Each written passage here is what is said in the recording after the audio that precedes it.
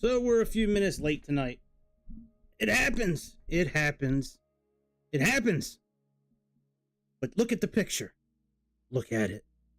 Look at the picture. Look at it. Look at what you see. You see the Vulcan. Not the Spock Vulcan. Bad joke. Bad joke. We're gonna fly. We're gonna try to fly. We're gonna try to fly the Avro Vulcan. We're gonna get Vulcanized. I played with this airplane for a little bit this afternoon for the first time. This airplane is, hey man, this thing, it likes to climb really fast. Yeah. Anyways, welcome to the All About Aviation channel. My name is Greg. I'm going to be the host of this episode for you this fine Saturday evening. Now, there's a 156-page manual that comes with this bird. And we're going to be using this manual pretty closely tonight. They actually have a test flight in this manual that we're going to be basing this flight off of tonight. Now, it's a short flight, so I extended it a little bit. It's my first time actually like really flying this plane. I've been in it, playing around with it. It's got a lot of cool stuff. Can't drop any bombs with it. That's a no-no with Microsoft. Microsoft will not allow it. But we can do other stuff with it. We can do other stuff, and it sounds amazing. It's a lot of fun. I really like this plane. This is the first time I've really been in a military plane in the simulator, and it's wild, man. I'm gonna tell you that. But yeah, we gonna do the Vulcan.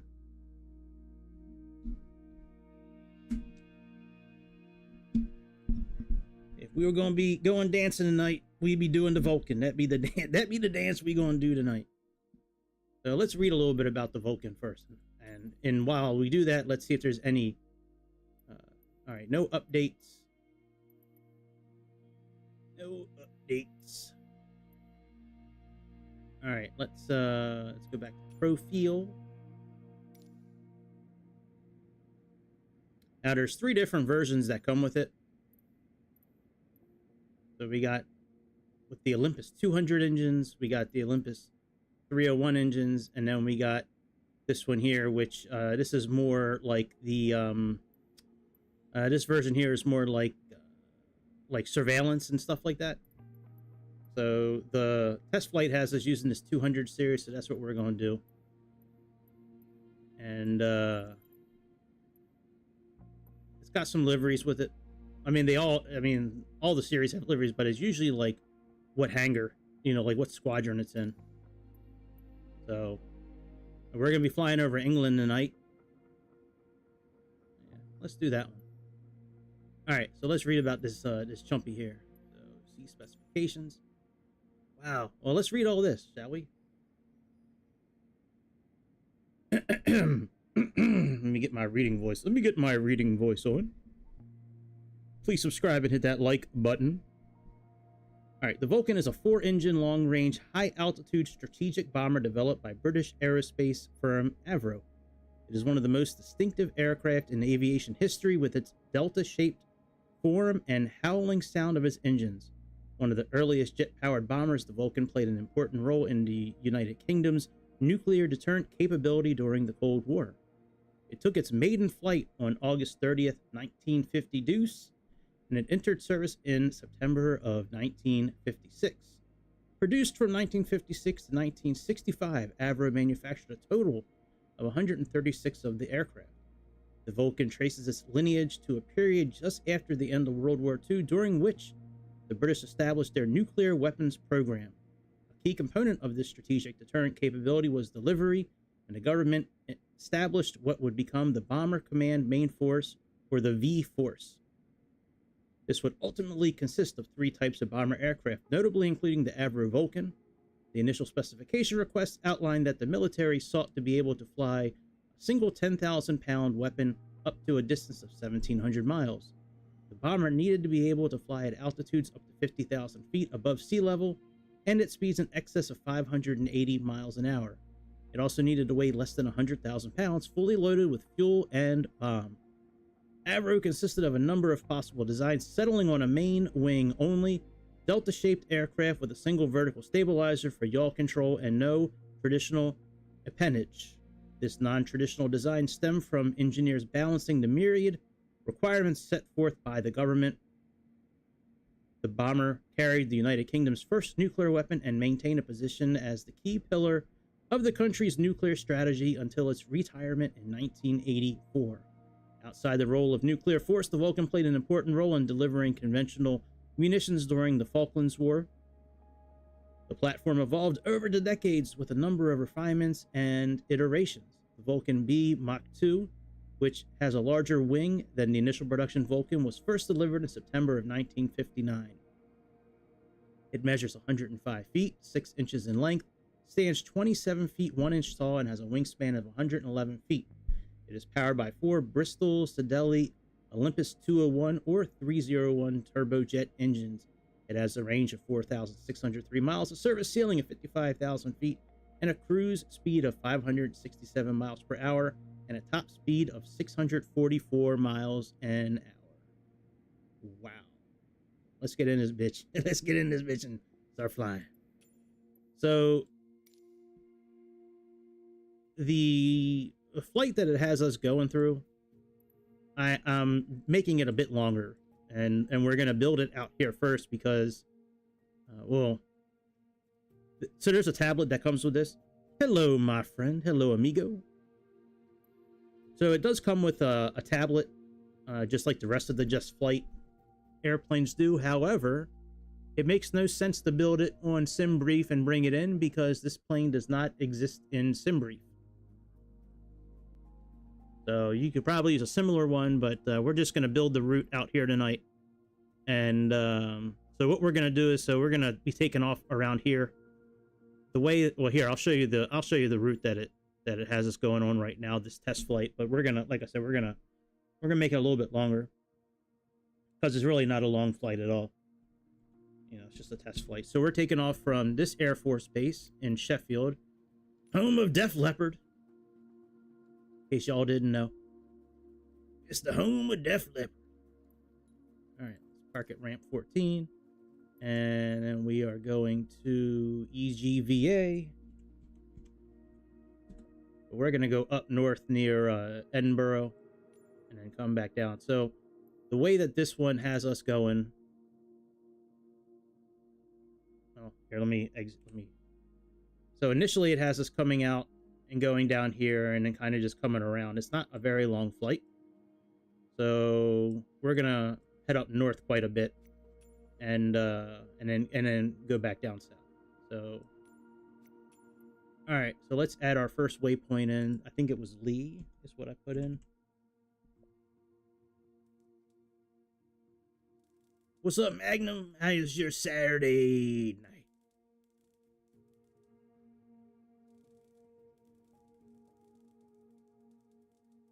Where is Lee? No, it's not an airport.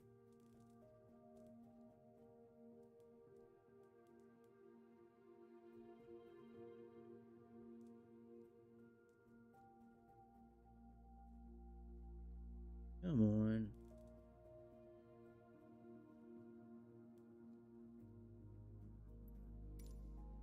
All right, let me go back to Navigraph and I think it was Lee. Yeah, Lee. It's just north of us. In Leeming.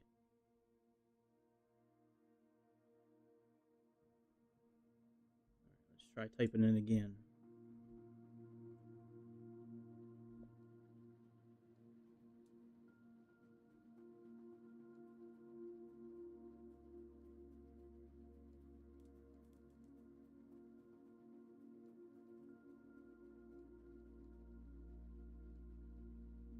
I mean, I really don't need to put it in.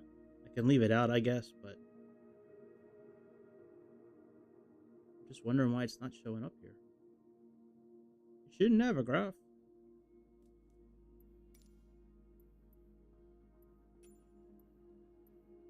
Open filters.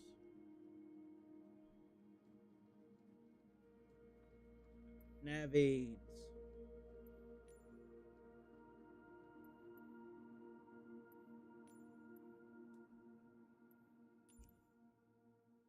All right, and it's right near EGXE. All right, where are we taking off from?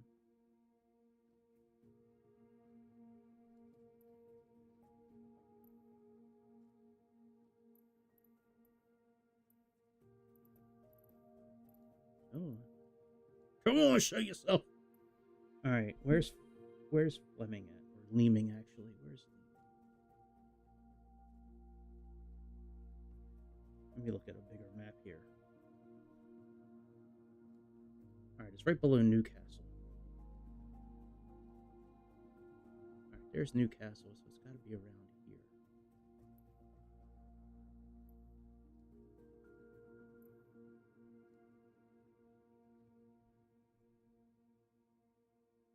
Darlington. Let me look at the world map. All right, where's Middleham at? All right, there is. All right, Scarborough.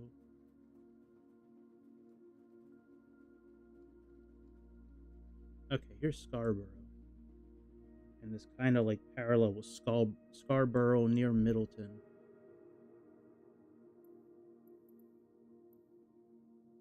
That's EGXD.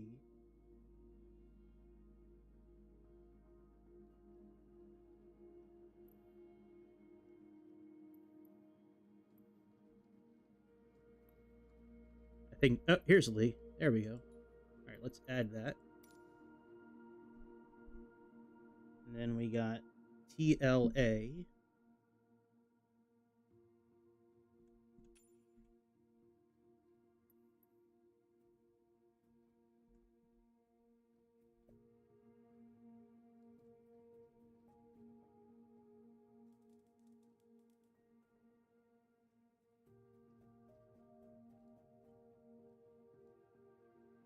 God, why do they make this so difficult to find these things, man? All right, that one is between.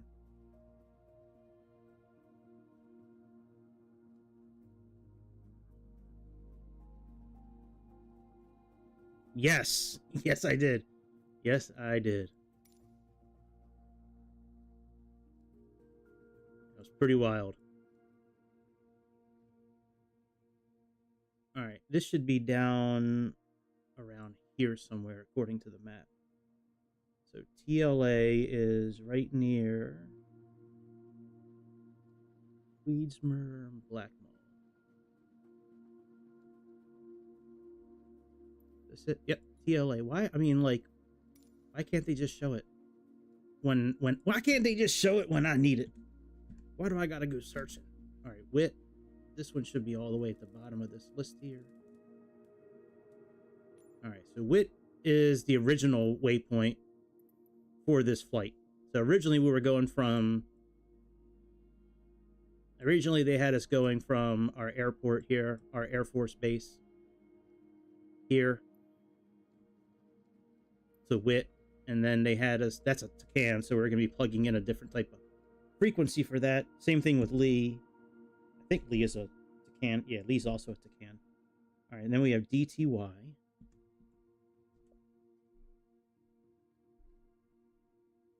right, DTY. That.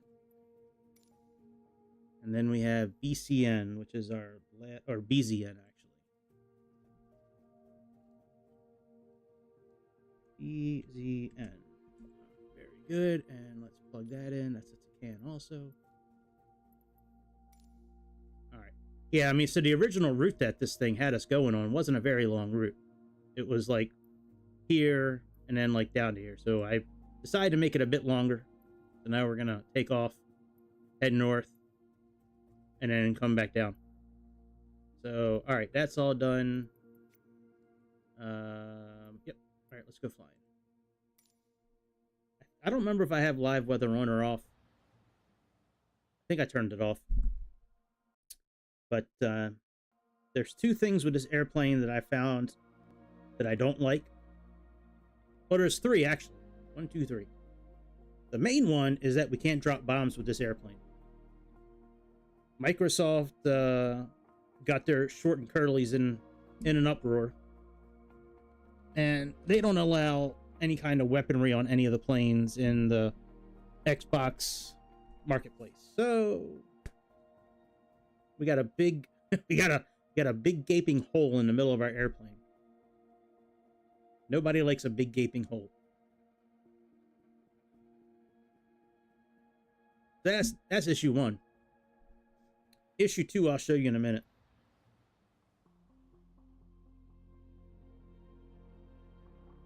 Yeah. I think YouTube's got an editor you can do it on. You know, if you don't have editing software. I don't know if you can do it on a mobile device. I think you may have to use a computer. You might be able to use an iPad or I don't remember, actually. I don't remember. It's been a while since I've tried to use a tablet for that kind of stuff. I just usually use a computer. Let me turn my volumes up so I can hear what's going on. Oh yeah, no wonder I can't hear my controllers off. All right. So here is our Delta Wing, our Chariot for the night.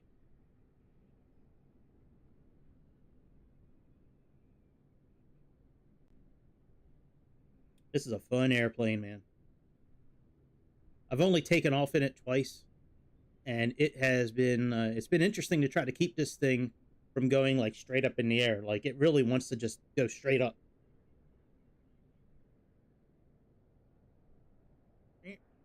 Cockpit. Hey, hello. All right. Actually, you know what I never did before? I never actually checked out the camera angles on this thing. Let's do that first. That's cool. Near East Air Force Bomber Wing. Man, that thing is sick looking. Such a cool looking airplane. It's hard to believe the airplane's as old as it is, man. Like they started putting this thing together in the 50s. It's crazy, man.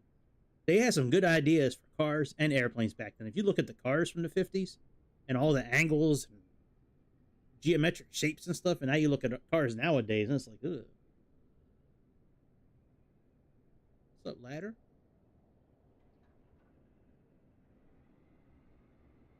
My engine's covered.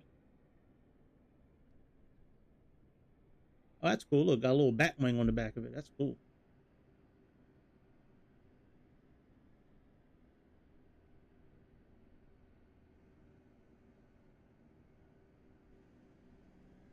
Man, this got a lot of cool angles on this thing, man. Very cool. All right, let's let me highlight the other two things that I don't like about this plane, and then we can talk about all the wonderful things about this plane. Actually, let me put the armrest up. Yes, that's a big difference right there. Designed by men and not computers. I love looking at cars from the 50s, man, like the old Chevrolets and old Cadillacs and Oldsmobiles and all the old airplanes from back then. All right, let's put our tablet up. So a huge issue I have with this airplane is this center of gravity right here. I've played with transferring fuel. I've played with different payloads. Nothing changes the center of gravity. And the fuel transfer doesn't work either in this airplane. I followed it. I read the owner's manual. You know, it comes with a 156-page manual. I followed it, and it doesn't work. So if you do buy this plane and you go to fly it, don't worry that this is in the red. Your plane will be fine. The other thing I have an issue with is this dial right here. So as you can see, it's not lined up with the dial up in the top left, right? Our actual heading. Our airplane right now is facing on a 323 direction, right? Now this is very similar to last night with the Comanche, where we need to fix it. However, when we do wind up lining this thing up with our heading, this thing does not turn on its own. You know, like if this one up here on the top left, as we're making turns, you know, it changes the direction, you know, left or right, depending on how we're going. This one just stays here. It doesn't move. I've tried flying it with this button pushed in and out. I've tried it with, this button, up or down as well, and nothing seems to get it to be able to spin, which is an issue because this is how we're going to use to navigate. So other than that, everything's fine with the plane. I found a workaround with it. As long as we have this icon up here on the top left, we'll be okay. Now with the tablet, so the Avro Vulcan. So we have different tanks we can put on.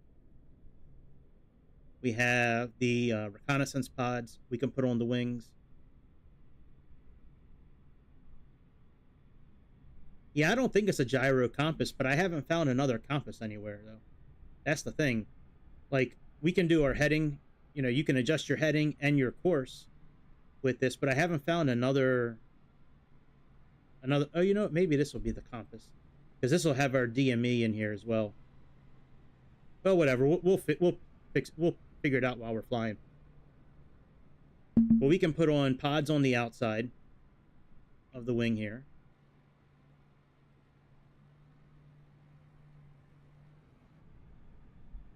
And then they have different tanks that we can put on.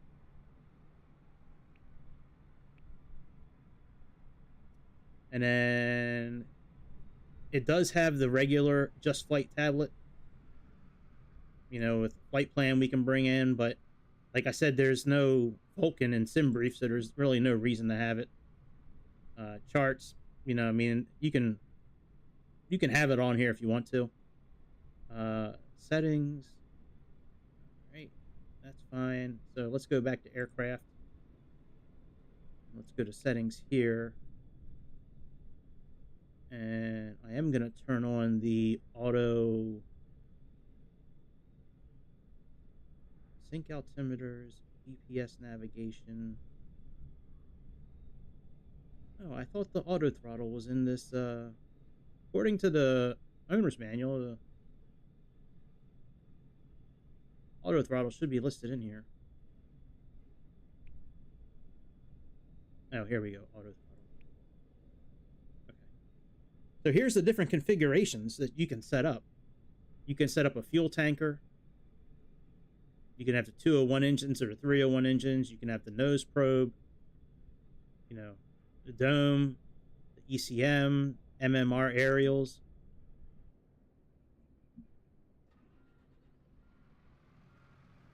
I think we have to put those tanks on. But anyways, you can really control, like, what you want to see on the airplane. It's pretty cool. So, all right. And you have all your fuel in here. So we can set it for like 75%. Nothing in the bay, but we have it all here. And it tells you what tanks as well. That'll come in handy later. Tanks, 1, 2, 3, 4, 5, 6, 7. We can do air-to-air refueling in this airplane as well. We have, our nav channels here.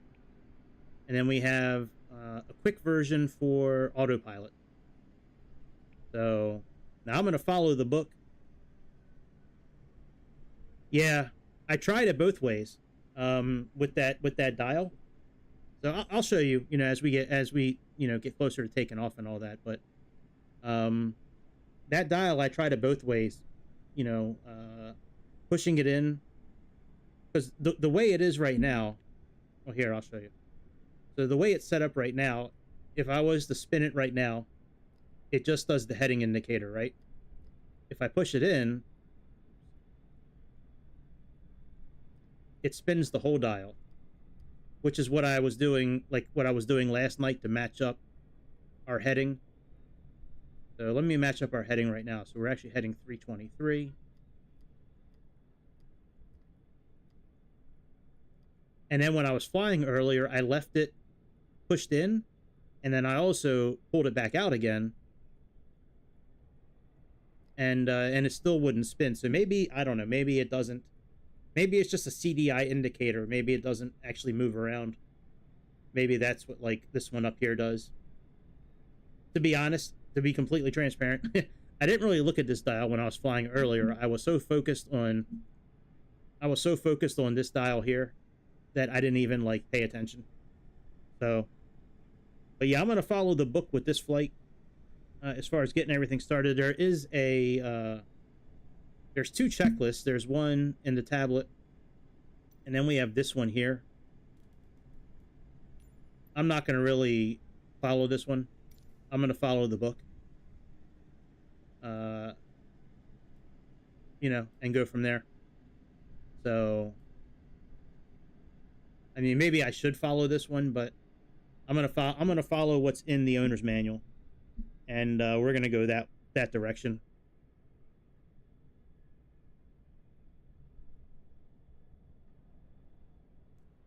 Well, some of this stuff we actually didn't. I didn't see actually. APT limiters, park and brake, undercarriage check, accelerometer. Yeah, we did all that. I don't know. Maybe we could do this one.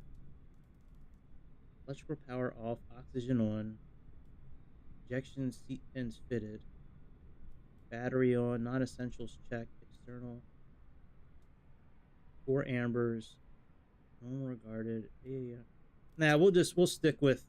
I'll do that checklist another time. I'm gonna do the one from the owner's manual tonight. So first things first, we got to turn oxygen on. So let's turn the oxygen on.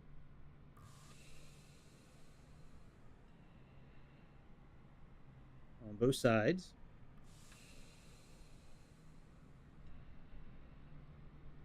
And now we got to go to the engineer section. So let's click on AOE. Come back here. And from here, we need to make sure all the dials and switches are off. Everything looks off here. So let's turn the battery on.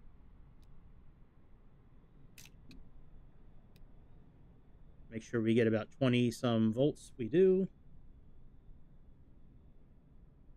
Now let's trip the non-essential supplies and see if that trips. Yep, it does. Let's reset that. Now let's connect the ground power and the Palost, I guess is how you pronounce it. The Palost. Let's connect both of those.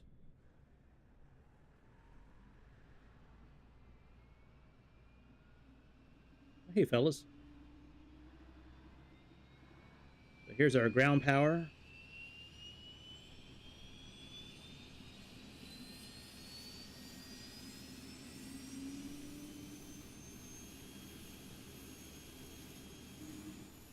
And then here's our, I guess it's called a Palost or a Palace. That's used to help start up the engines.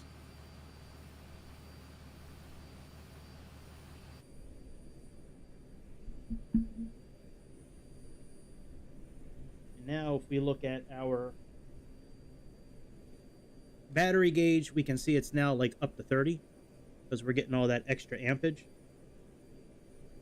According to the owner's manual, it's a Vulcan ground power unit and a Palost compressor. Yo, what's up, dude?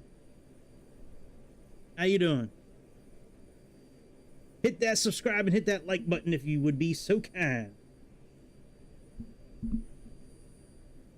All right, now let's go ahead. The LP cock needs to be open. Set the LP cock. Test the fire warning. All right, that's been tested. And then set the oxygen relight switch to off. It's already on off. And make sure the fuel level mechanical indicator is displaying high. It is, and the master switch is off. All right, we can now go back to the cabin. Put our tablet back up in the and we can remove the covers now. So if you look behind the engine, you know, we have the covers on the engines now. We're now going to remove them. Now they're gone. Now let's come down here. And we need to make sure all the switches are off. So when it's kind of amber light like this, it means they're all off. So everything is off right now. That's good. Let's make sure the main warning light is on. Yep. And PFC, artificial feel, stabilizers, those are all on white. That's very good. Now let's go on back here and make sure the air brake is deactivated. Yep, that's deactivated.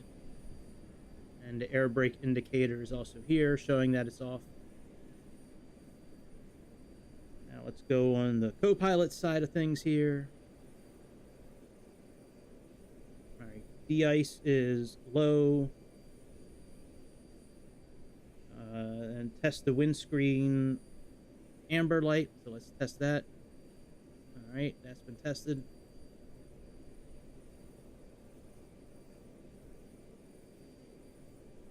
Try to use my mouse for as much as I can, but sometimes I can't. All right, that's been tested, and now let's go over and make sure all the windscreen overheat indicators are on normal. They're down here.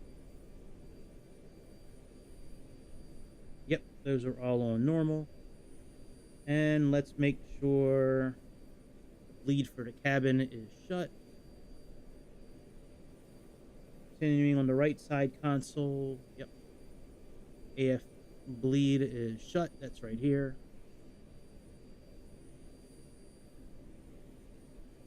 All right, at the very aft edge of the right side, ensure the AVS master switch labeled vent suit is closed.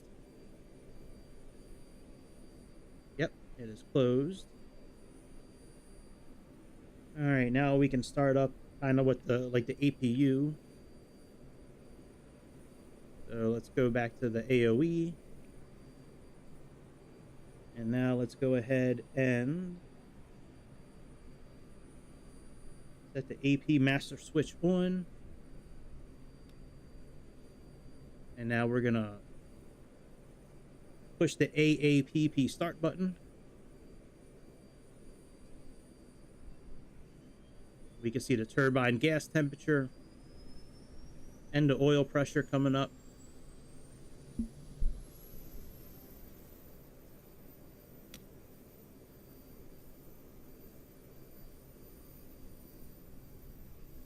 Now we need to connect the AAPP alternator to the synchronizing bus bar.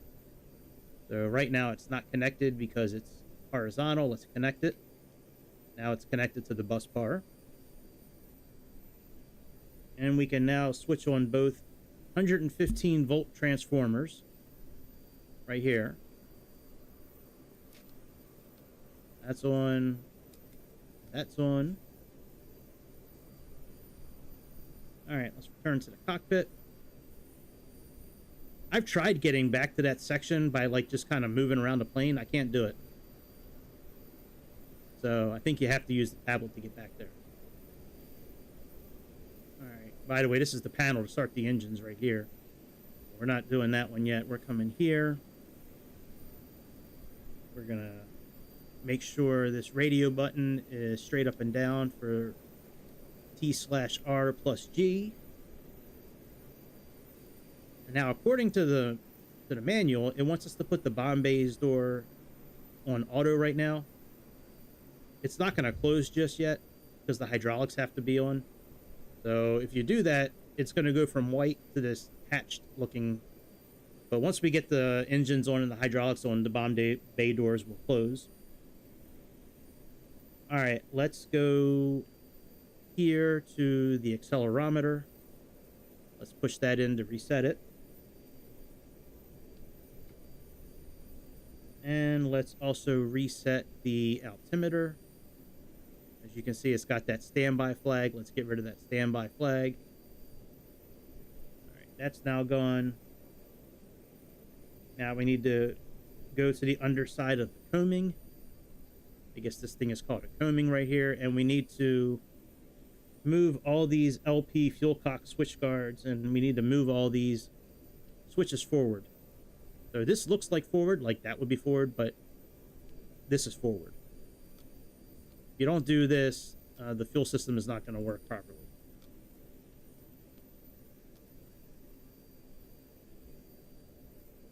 All right, let's make sure all the gears are down. All 3 gears are right there. Let's make sure the parking brake is on. Yep, it's on.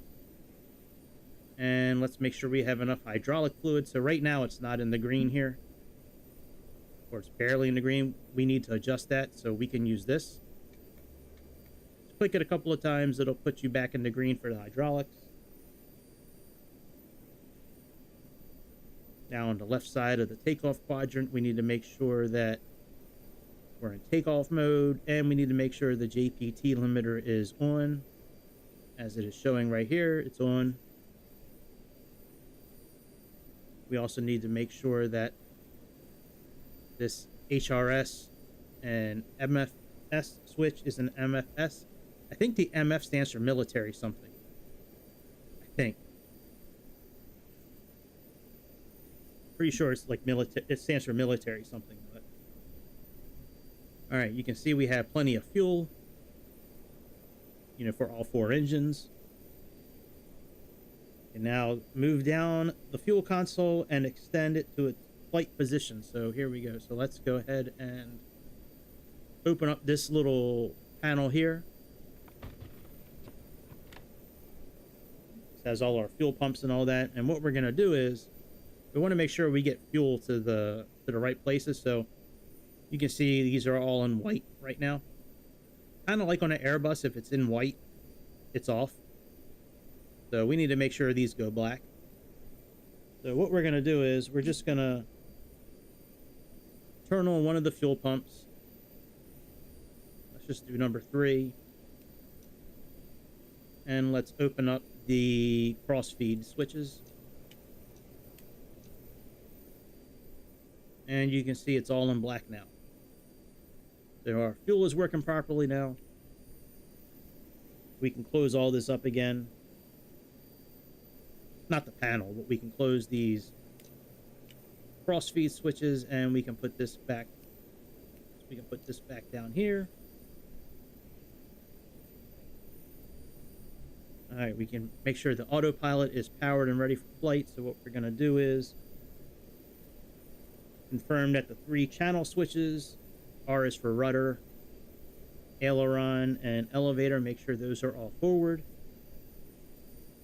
And then we can also pull the power knob up.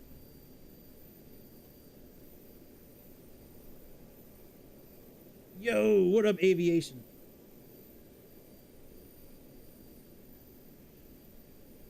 And then we can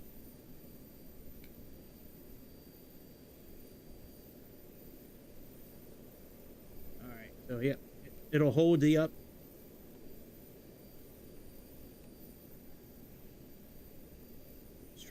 Let's reset it and then try it one more time.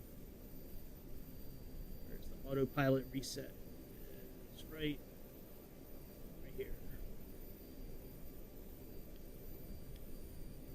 All right, let's reset this and there we go. Now it's ready.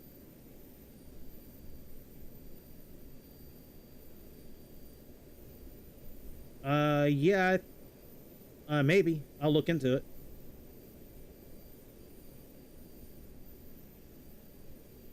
Yeah, I'll think about it. I thought you already had some powers, but yeah, I'll look into it.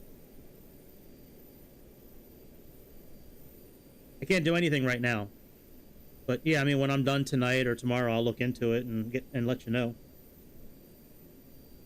All right, go back to the co-pilot's instrument panel. And let's make sure. All right, this is on MFS. That's good. All right, now let's go down here. make sure this is on out. Throttle detent. Let's also set the pressure selector to cruise. That's right here.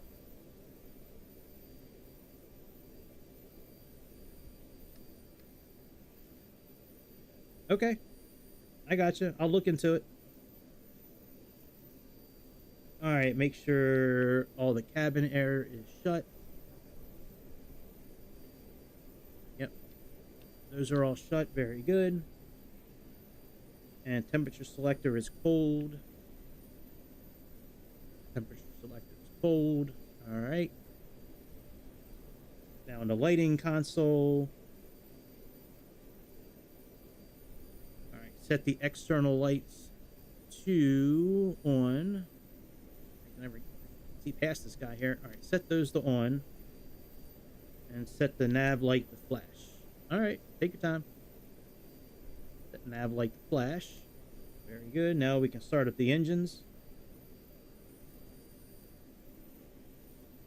All right, no problem. All right, let's go ahead and let's go back to our tablet here. So let's close up the crew door. What up, Keith? Let's close the crew door.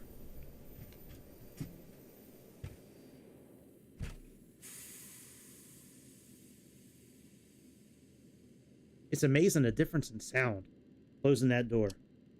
Now this little icon here for the bomb doors, once we get the engines on and the hydraulics kick on, that will go away. The bomb doors can't really close right now because we don't have hydraulic. So all right, let's start up the engines.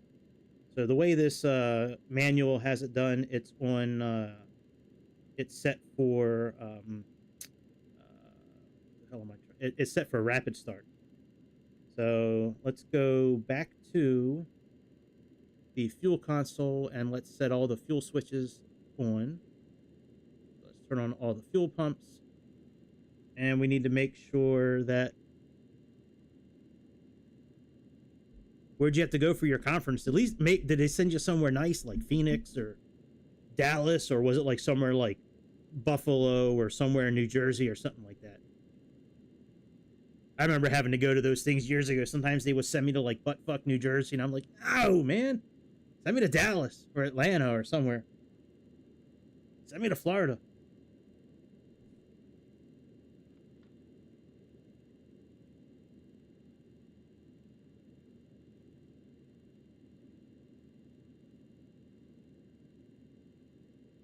All right, let's turn on all the pumps 1 through 7. Poconos aren't too bad. That's not bad. I mean, that's better than like, you know, send you to Cleveland, Ohio or something like that. So we have to leave these switches in auto. But we got to turn on 1 through 7. So let's turn on 1 through 7.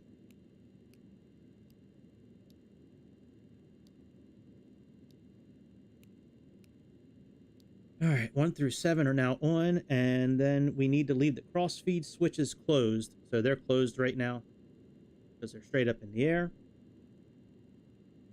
Now we need to click on each one of the throttles and get them moving up a little bit to at least open. So we can just click on them. Or I'm sorry, click behind them, actually. Oh no, hang on a second. That's right. Just click in front of it. Because right now it's closed. So just click on it in front of it, and that'll put them into open position. And then we need to advance them to about 50%.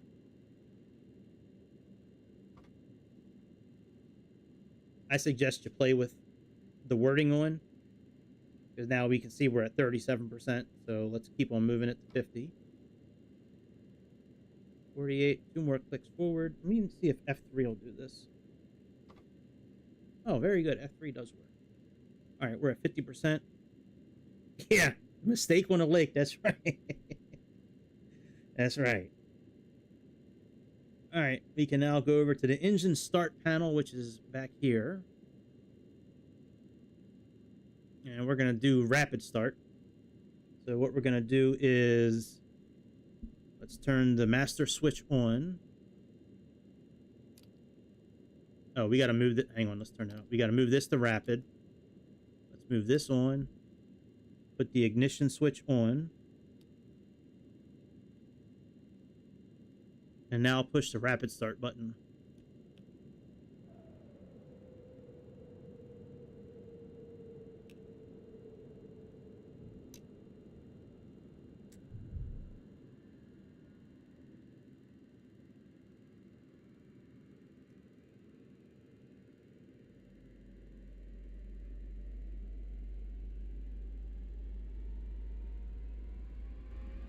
I saw that switch.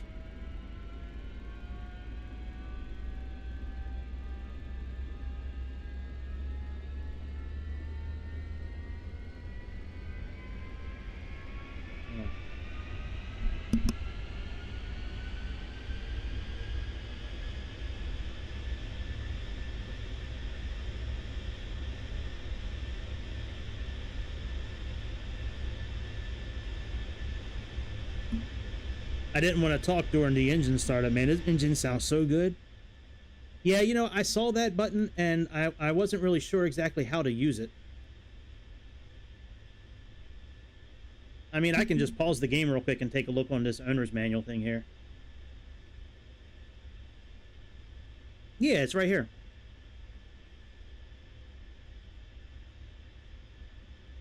There's this panel here, and there's also this panel up here for, you know, using the right side or left side to can or localizer. But yeah, this is that little panel right here.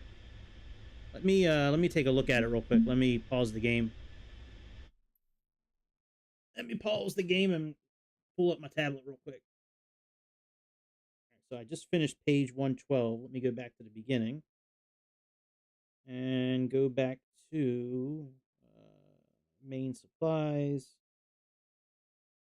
Let's see here. Left instrument panel, cockpit, control arm, upper cockpit. All right, let's go to left instrument panel. Let's start there. All right, so number 1 is the Msfs annunciator. That's what it's called.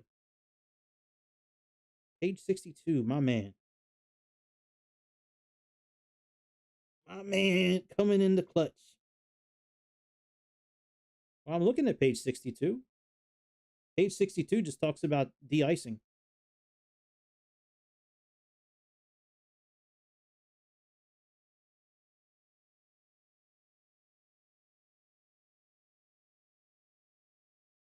Let's see here. Oh yeah, here we go. It's on page 65 for me. All right, let's see here. Okay, the annunciator unit is provided for each half of the twin compass. The synchronizing knob is also used to set the compass when it is being used as a DG. Synchronize, turn the knob in the direction of the annunciator arrow until the arrow pulsates.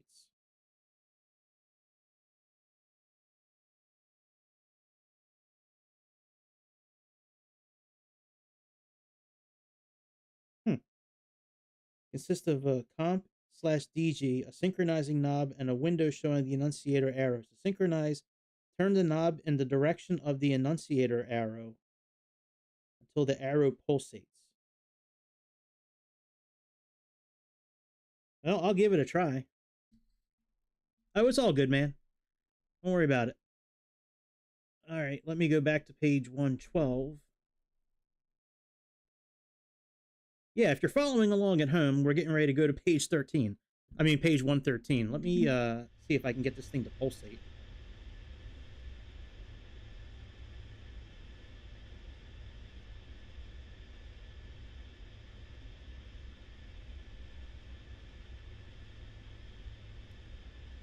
Okay, there we go. And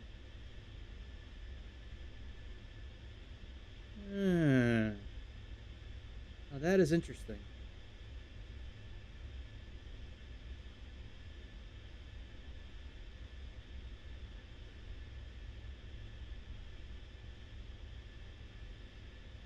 Oh yeah, it is straight up and down right now. I don't know what it means by pulsating though.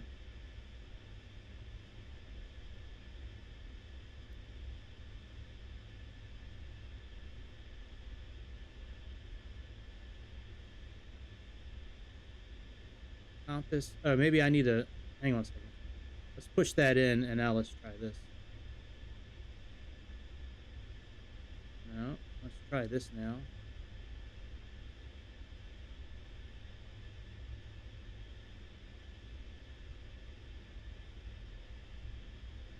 Yeah, it still just brings it right back to center there.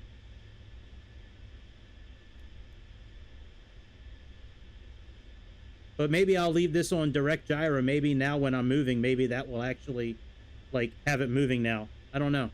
Maybe putting this on DG now will actually move this the correct way now when I'm moving. So we'll try it. All right, with the engine started, we can now proceed with the remainder of go back to the AEO position. Oh yeah, we can turn off this first. Hang on.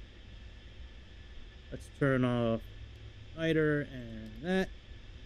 Let's go back to the engineer section.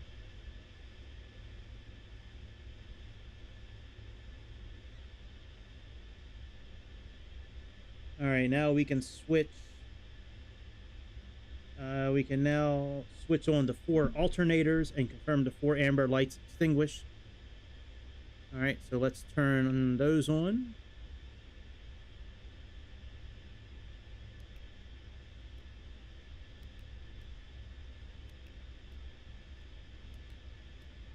Now we can turn the 2 TRUs on.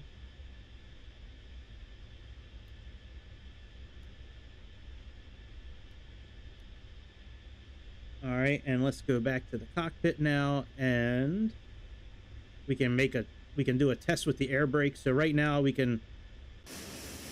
Whoa, that's loud! Jesus Christ, that's in my ears. Good lord. All right, so you can see there's no air brakes extended right now. Let's go ahead and test the air brakes. So let's put them up. All right, now we got this is lit, and let's go outside.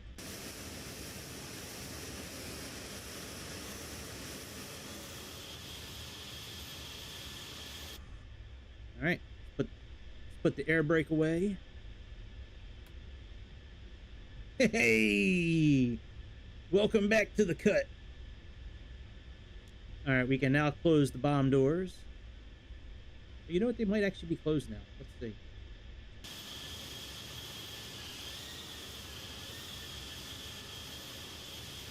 Nope, they're still open. Oh no, that's the gear. Yep, the bomb doors are closed.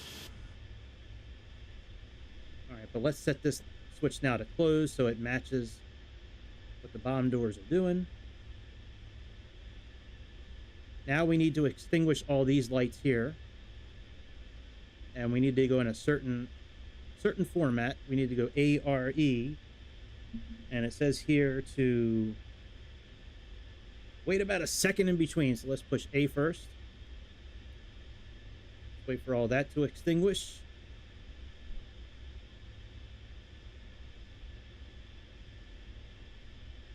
Actually, let's turn on LDAMP 1 and now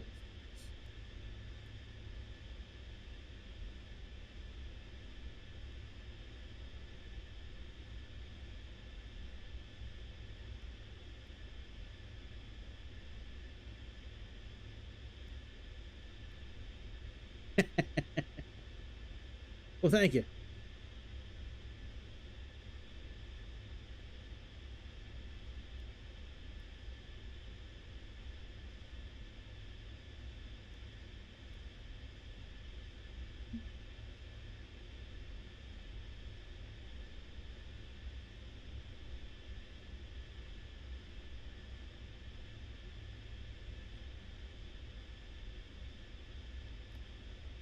Let's pull these out first. Now we should be able to push these.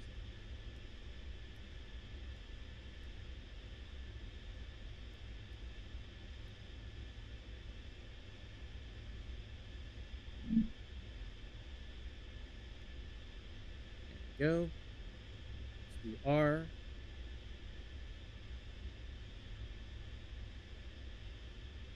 Thank you. Yeah, I bought it yesterday. I'm sorry, I bought it 3 days ago. I bought it on Wednesday, and I've been kind of reading the owner's manual on it for a while. And today was the first time I really kind of got into it and played with it a bit. All right, let's extinguish the rest of these lights here. So just go over to them and pull them out.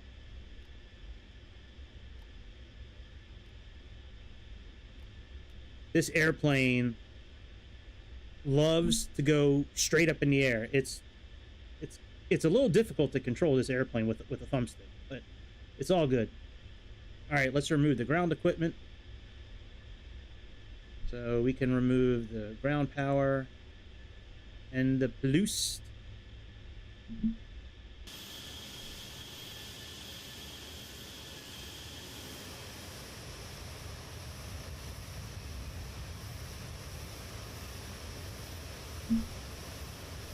Yeah, sometimes Vulcans are sexy. Some people find Spock sexy.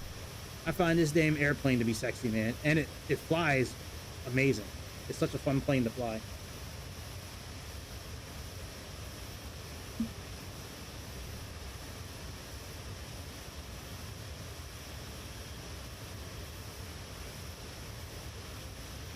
All right, let's go back inside. Let's go back to over here, and we need to now connect alternator 2 to the bus bar. So what we need to do is come up here. Let's go to alternators. Let's go to number 2. Push it in. Now you can see we pushed it in. Now it's connected to the bus bar. Confirm success. Leaving only the number 2 connected. All right. Now let's go ahead and we need to go to our navigator. We need to plug in our TCAN information. Now, I don't know this for sure, but according to the chart I was looking at, so our first TCAN in this guide has us going south. We're going to go north because I want to make this trip longer tonight. So according to the TCAN chart I was reading, our first TCAN should be 99X. Oh yeah, this plane, like, Just Flight did a really good job with this plane, man. Like, it's mwah. All right, 99X. Let's turn this up. TR. And then once we get airborne, this should actually show us the mileage and the direction to the TCAN. And let's go and plug in our VOR for after that. So here's our VOR knobs here. The VOR is going to be 113.8. So we got 0.8. And then we got 113. All right. And now let's go up and switch on the radio altimeter. That's right up here. So let's set this on. And now it says in here to do this test. I haven't seen like where the test results come from, and it doesn't say what to do with this button here. It just shows it as being off, but it goes from like 100 to like 500. So, or 50 to 100. Sorry, 50 to 500. But anyways, it has us putting it at 500 and then back to 5,000. So that's what I'm doing. Now we need to stow the ejector seat pins. Yes, we do. That's a thing. So come down here. And you just need to click on one of these pins, and it'll store all of them. So you can see those are stored now on this side. They're also stored over here as well now. And we are just about ready to taxi, actually. Yep, on the right console, switch on the pressure head pitot. Heaters, and extend the left and right taxi lights. All right, very good. And then we can taxi. So let's turn this on here. pressure head, and let's move these all the way down to taxi. And let's go taxi out to runway 20. So we're going to take off and make a big circle and go back. We're going to take off going to the south, but then we're going to go north. So let's go ahead and we got to remove the chocks.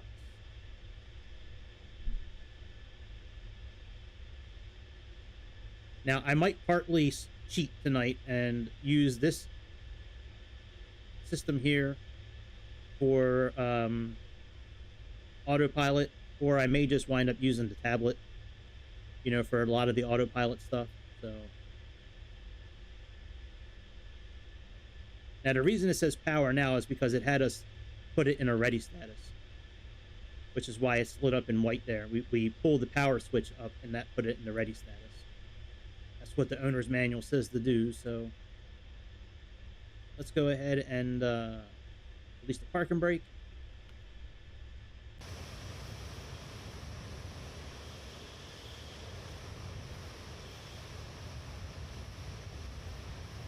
Oh yeah, we're at 50%. Yeah. We never moved our engines back.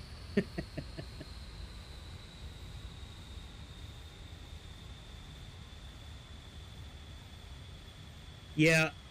I think they're coming out with another Vulcan that's got a lot more switches, Keith. I agree. I don't think there's enough buttons in this airplane.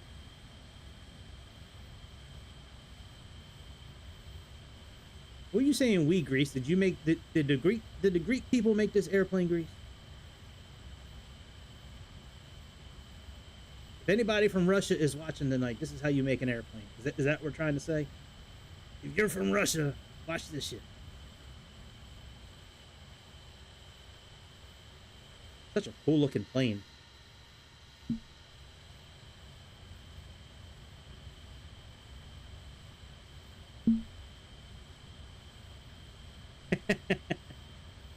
Yeah, true. Really, fuel truck? Really? They're trying to set us up. They're trying to lynch us.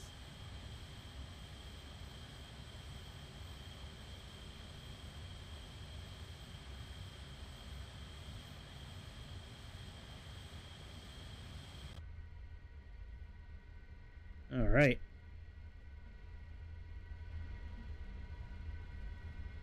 I've only flown for like 10 minutes in this airplane, so a lot of this is going to be the first time you're seeing it and the first time I'm doing it.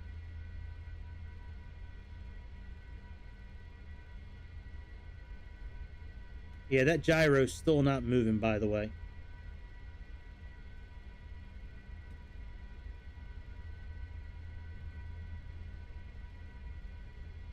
Right.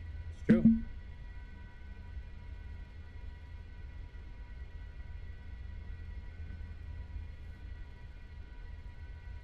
Oh, you know what? I stand corrected. It is moving now. Magnum, you might have solved the problem, Magnum. Because that indicator dial is moving now with the airplane. We do have to line it back up again though. We can't just come here and take off. We need to line up a few things.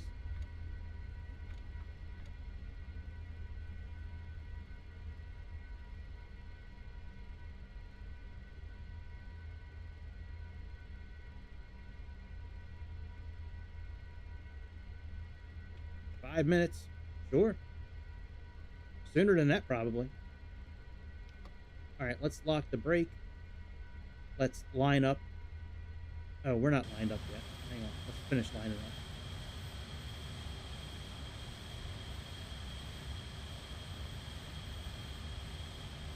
Alright, there we go. Alright, now we need to push this in and line up with 198.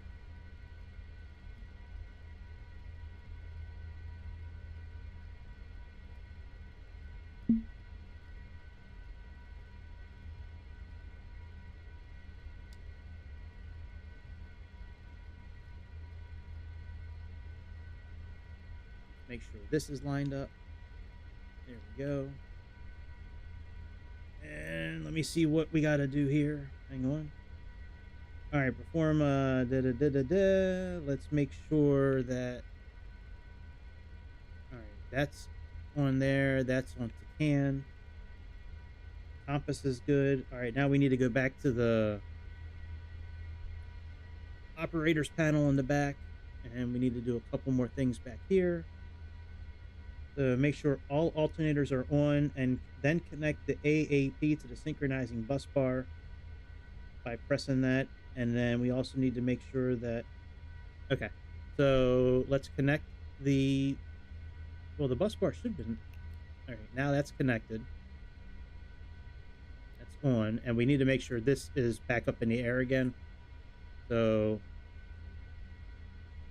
pull it out, push it back in, and now we're synchronized again with the bus bar. Now let's go back up front. And we need to open up 1 and 2 and the port side. Yep, and now I think we're ready to take off now.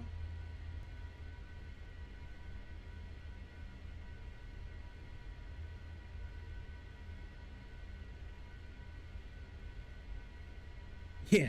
Ding, motherfucking ding. We're ready, Keith.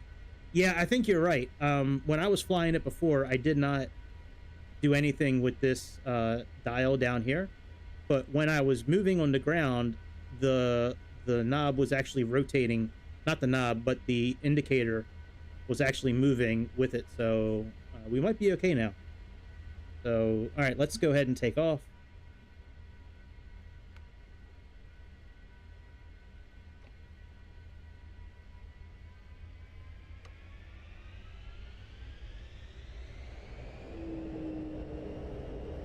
Power checked. 60 checked. 100, 110, 120, 130, decision, rotate. Undercarriage up. Undercarriage up.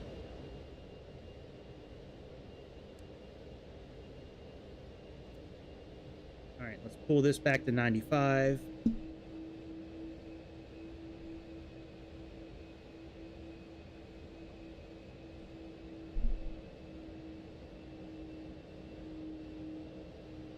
Level out a little bit. Just trim. This thing is so hard to keep like under 4,000 vertical feet. It's crazy.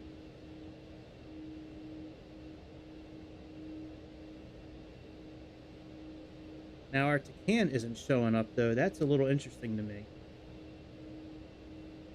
Unless we're just too far away from it. All right, let's set this to cruise.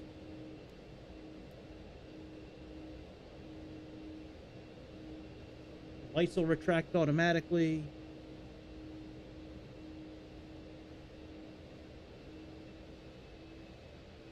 All right, let's set this to height.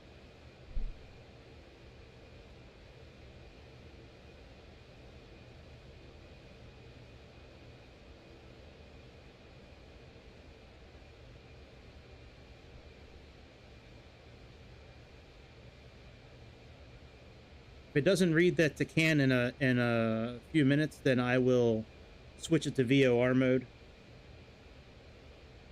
Because it should be reading that Tacan.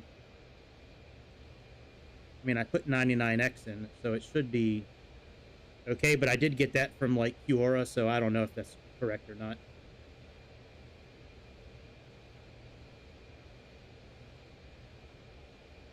Yeah, the yoke is kind of stupid.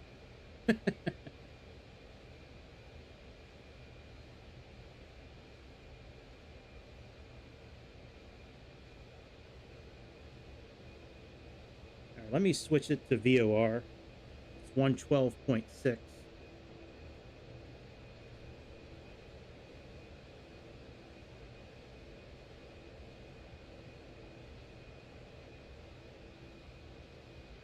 And let me switch this to VOR mode.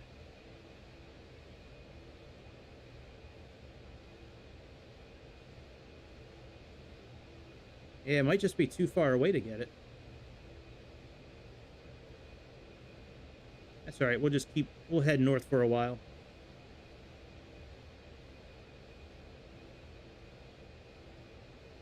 Alright, we do need to do a few things. I'm actually going to use the tablet for the autopilot. Alright, let's head north.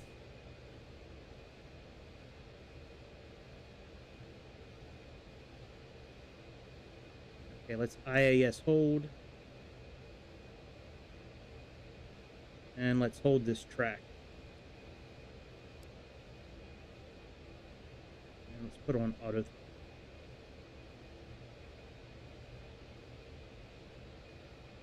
If it'll work.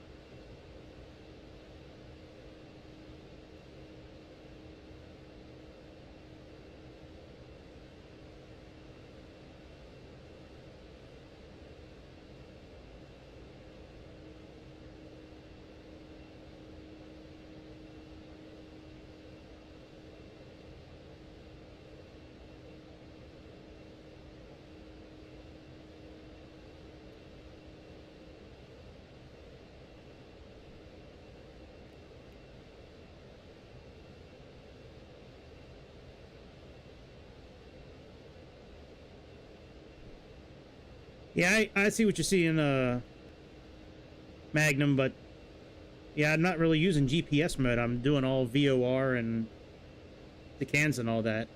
I think we might be too far to pick it up.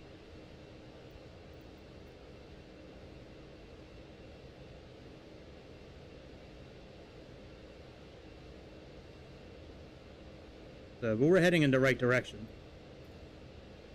Alright, we got to go in the back now. And now we need to synchronize. Okay,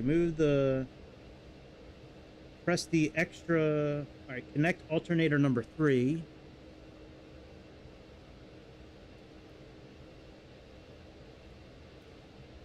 All right, and then push the extra supplies button to disconnect the AAPP.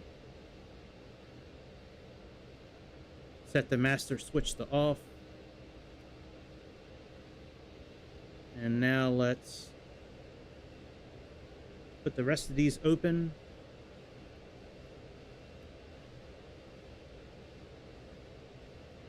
And that should be it for everything for now. I'm not really sure what altitude we're going to go up to, but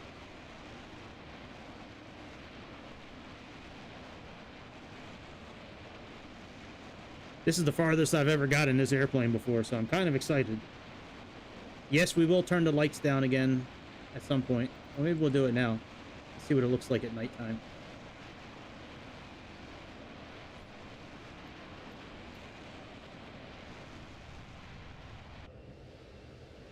Whoa! Where's all the lights? That's not cool. We got to figure out how to turn the lights on. I know it's in the owner's manual. I just haven't looked in the Just haven't looked in the owner's manual to find out where the interior lights are.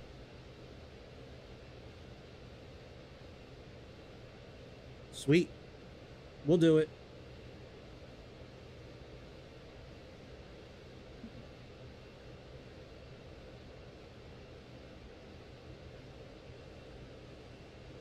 All right. External lighting is down there.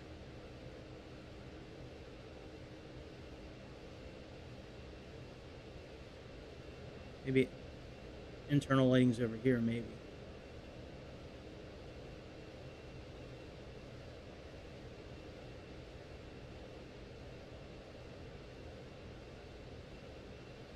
I wonder if it's on the tablet, actually.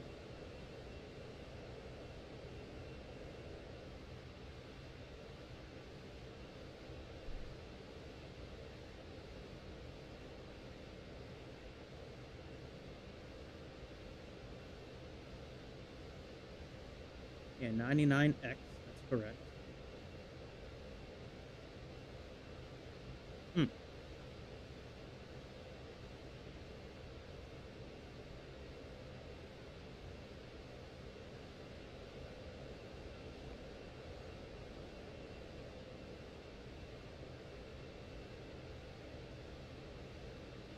All right, let me see if I can find the interior lighting somewhere. I mean, I can find it. It's in the owner's manual. But so we want to go back to page 122 when I'm done looking up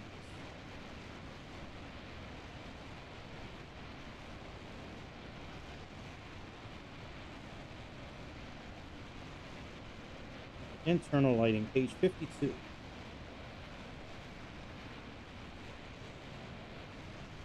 The left side console features all the lighting. Okay. Whoa, this thing looks pretty cool at nighttime. All right, let's put... Oh, there's all the lighting buttons. Okay. All right, let's put this back. 100. 100.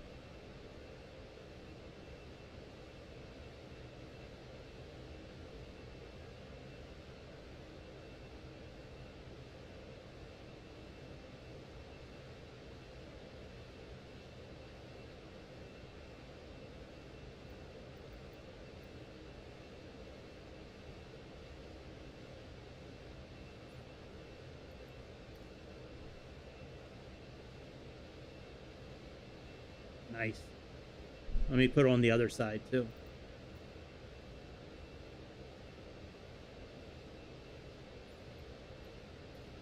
Actually, let's level off here real quick, and then we'll play with the lighting.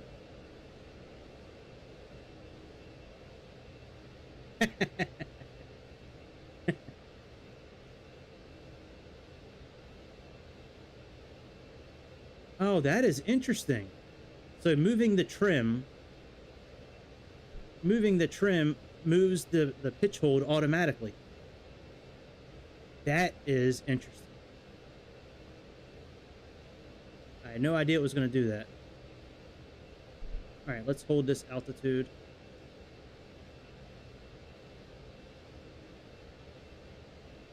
And will the auto throttle set? There we go, auto throttle.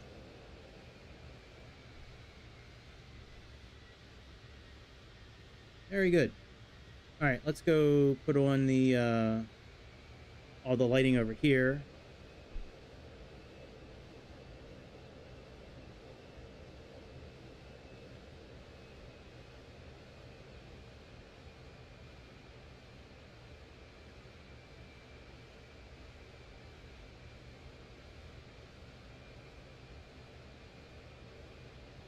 All right, now let's make it a little darker outside.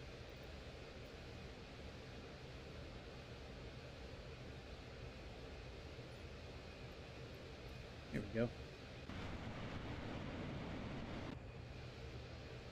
This thing looks pretty cool at nighttime. There's got to be lights over here too, I would think, unless you don't really need anything over there at nighttime.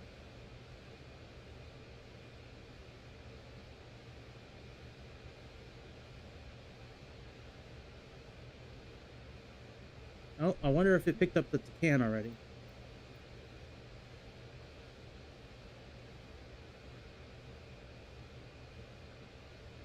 All right, let's switch to VOR mode. Hang on a second. Let's pause this.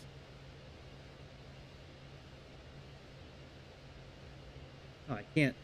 All right. All right, so we need 113.8.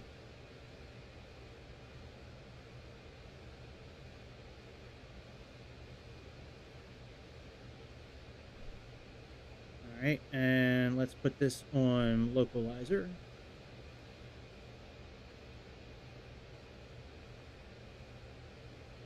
And let's...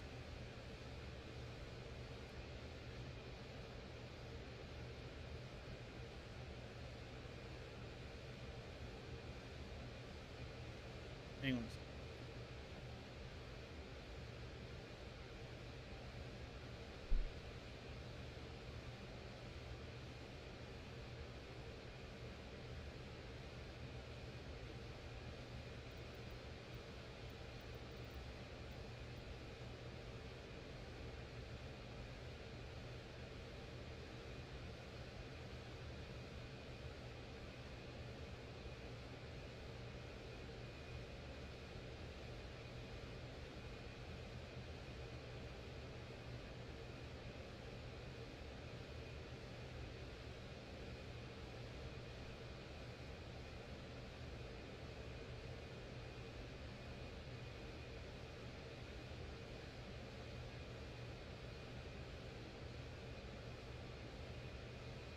TLA should be all the way up there. Let's see if it'll take us there.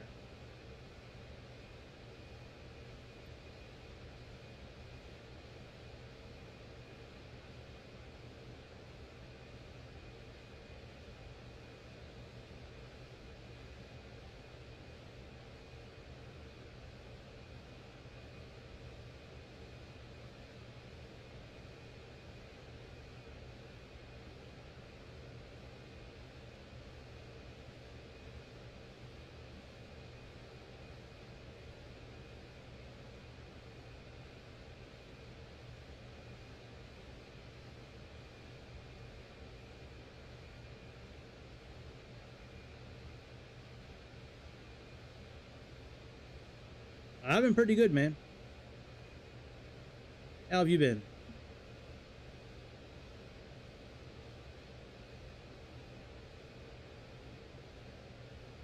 All right, looks like we're kind of heading in the right way now.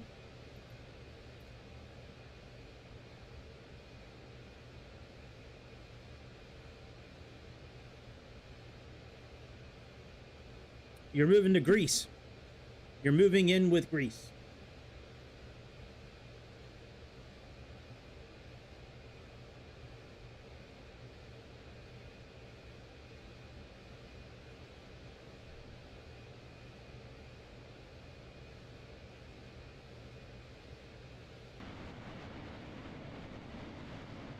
Chicago. All right.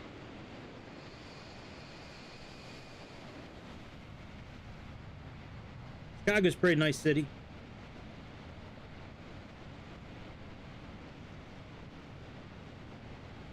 Very cool. Yeah, they do got some good ass pizza.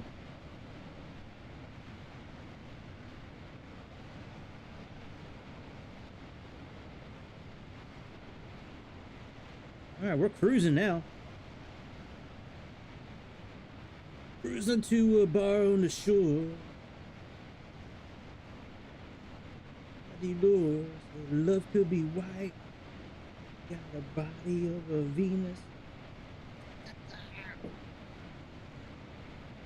Dude looks like a lady. All right, move the tan radio. Continue our flight. Remember to rotate the compass scale on the beam compass to align our inbound course to 215. We can also tune the BZ NDB rotating knob to intercom.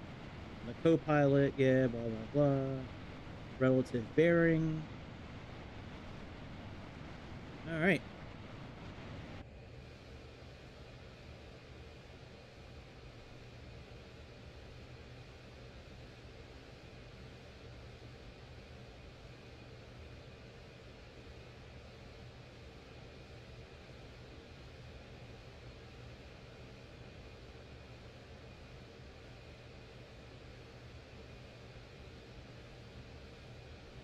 Oh yeah, Michael Jordan. You're gonna love watching Michael Jordan in person.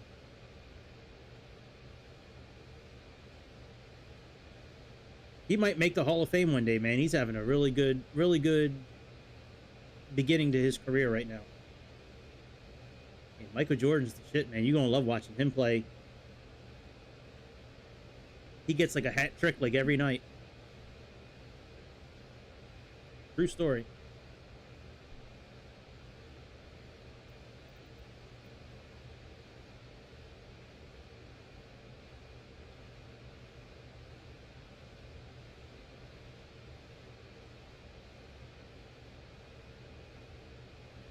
Yeah, I'm wondering why this hasn't shown any kind of info yet.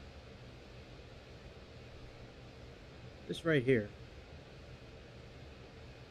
That should be showing us. That's our DME equipment. That should be showing us our mileage and like the heading that we need to go to.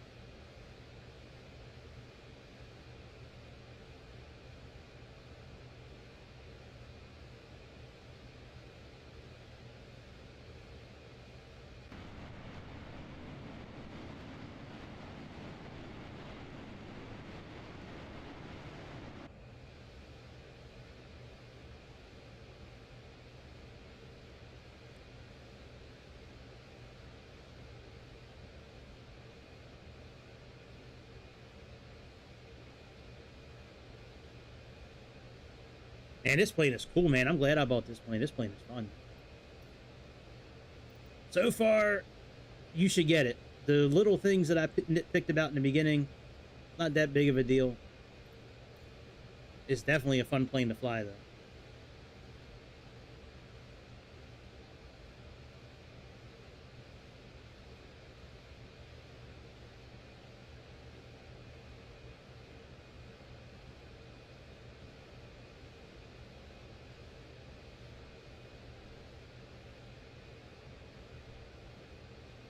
Oh yeah, the screws do something. I forget what they do.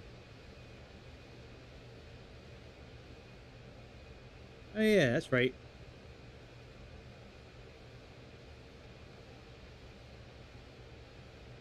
Yeah, it goes to AOE and then the navigator. Ashrat 99X.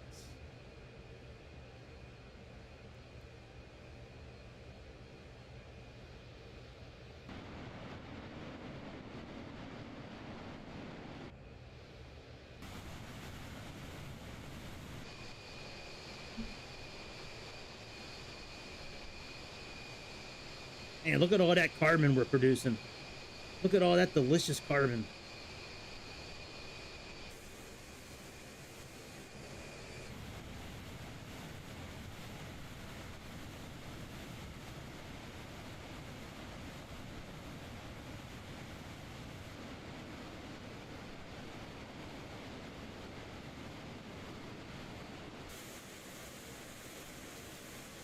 It's a shame we can't drop bombs with this airplane.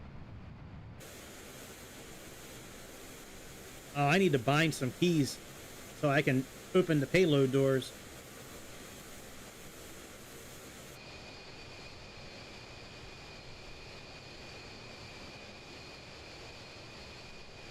Thanks for your help with all this, Magnum. I appreciate it. I remember reading about the screws. I just completely forgot about it.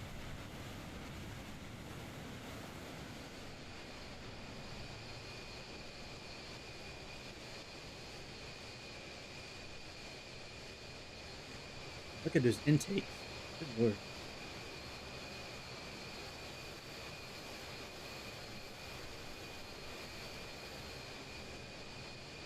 Just Flight makes some good shit, that's for sure.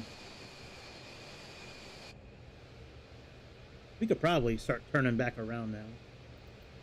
See where we're at.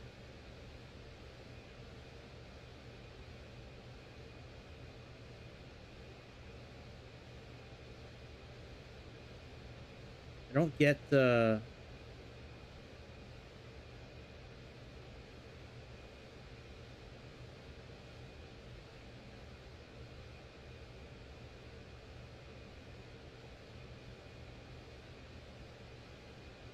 Oh yeah, well, when we get close to the landing, I'm gonna do all that. Because I don't really care if we land. But yeah, when I take manual control of the plane, we're gonna do some flips and shit. I just don't know if I take it off. Well, you know what? I don't really care if we land or not. We got it started. We can always fly something else. Let me let's fly it manually right now.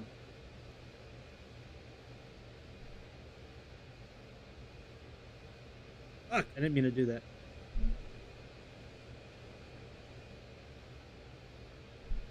All right, let's blah blah blah blah blah blah blah.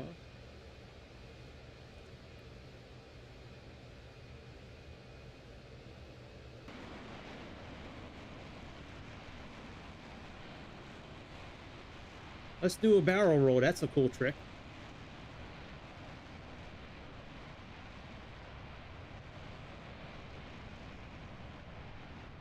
Whoa, we are really overspeeding. Good word. But I wonder how many G's I'm pulling right now, trying to pull up from minus 20,000.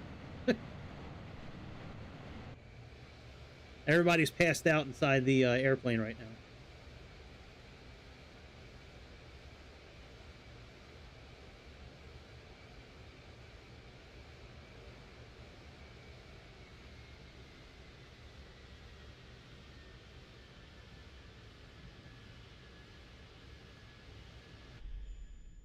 Oh.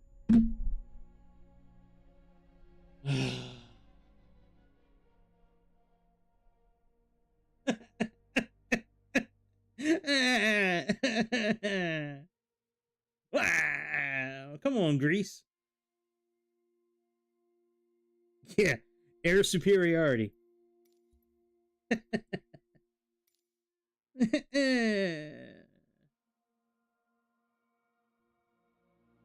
Thanks, Grease. You broke my airplane. Yeah, I saw the G meter, but like, I figured it didn't make a difference.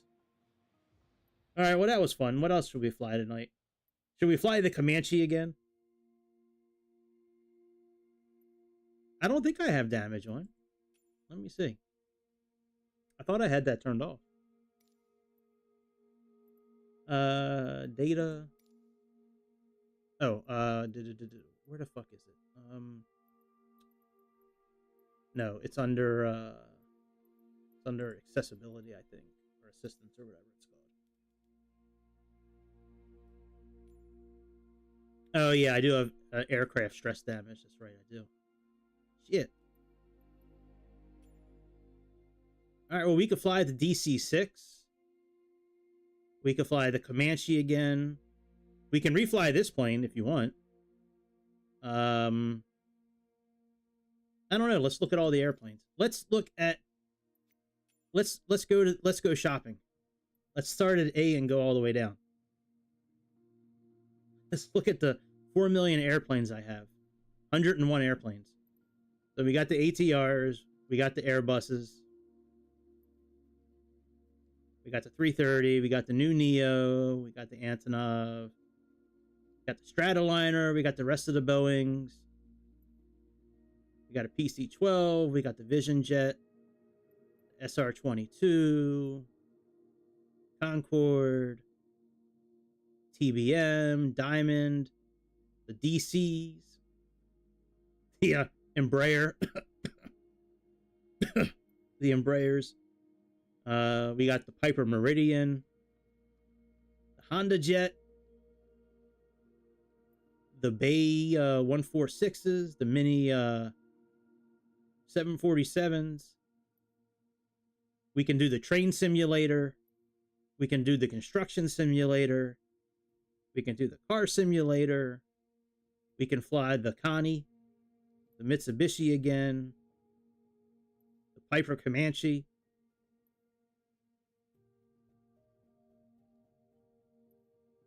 We can do one of the Cessnas. Or we could do the Caribou, which is a fun plane. And then I also have a really old Beechcraft too. I have a Beechcraft 18. Where's Beechcraft at? Yeah, this Beechcraft 18 right here.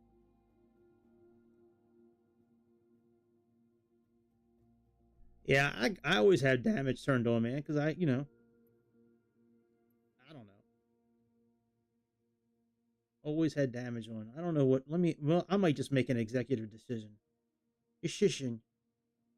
King Air. Okay. I haven't flown that thing. Yeah, I know Greece's choice, a DC-6.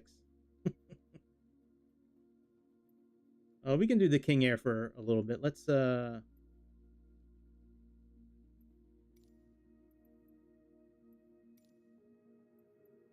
see here. Let's do this livery.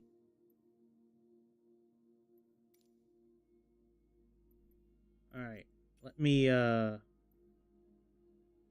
I guess we'll just build a trip from out here. What part of the world should we fly in? Should we go back to Russia?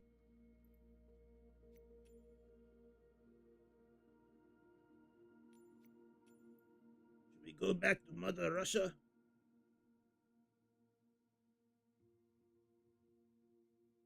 Let's fly to Dubai.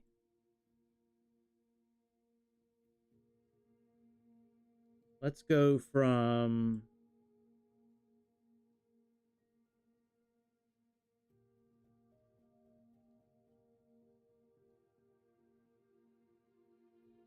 here to here.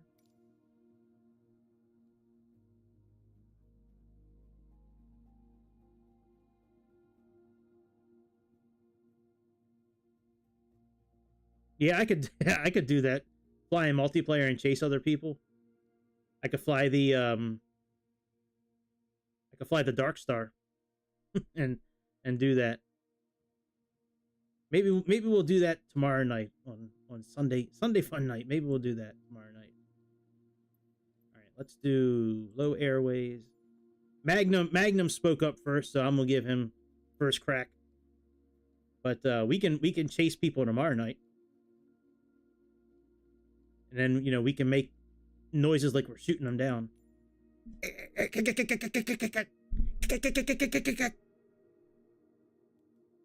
All right, any kind of takeoff? Well, actually, you know what? Let's do a direct takeoff, and we'll choose an arrival. Sure, let's do ILS 30 left.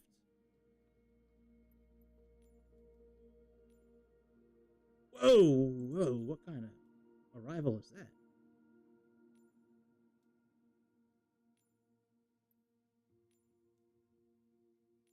Yeah, let's just go direct. All right, that works. Let's go. Oh yeah, let's pick a place to start.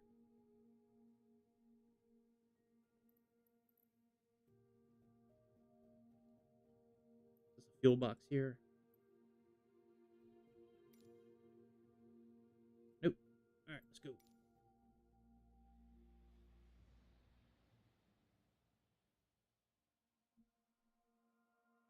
Yeah, man, we can do that tomorrow night.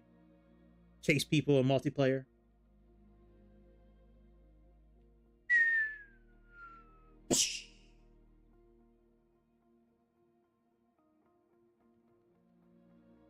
Hey, man, do what you gotta do.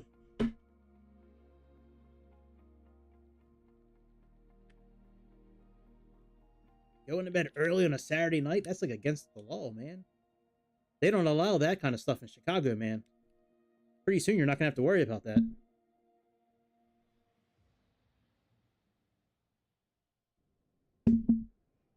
Oh yeah.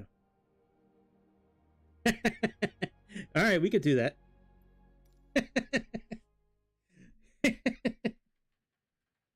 I like you, Magnum. You're funny. All right, yeah. I didn't even think about that. Let's do that. We go to Colombia. They got the good cocaine in Colombia.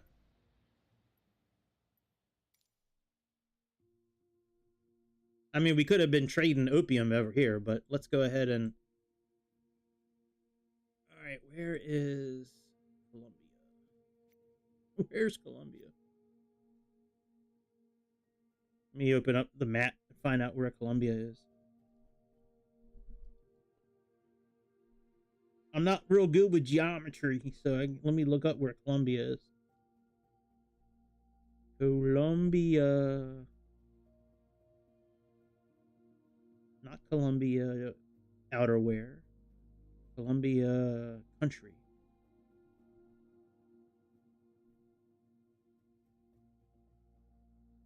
Country in South America.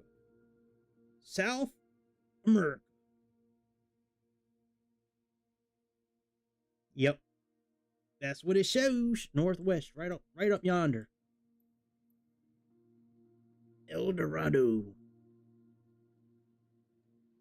So let's leave from here.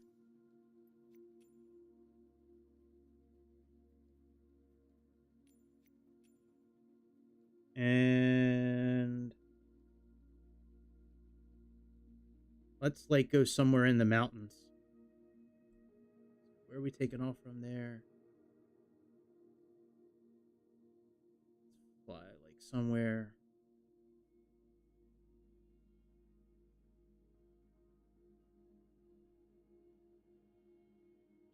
Vista Hermosa. Oh yeah, I don't have airports. No, hang on a second. Space. Filters. Alright, all that's turned on. Let me turn off nav aids and all that. Alright, close.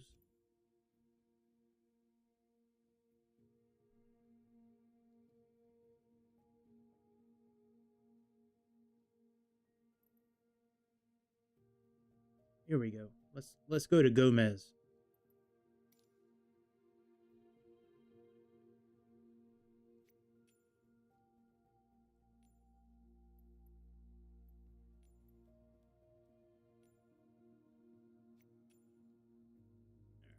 And let's do low altitude. Do we have any kind of approaches? Oh, we do have approaches. VOR, ILS.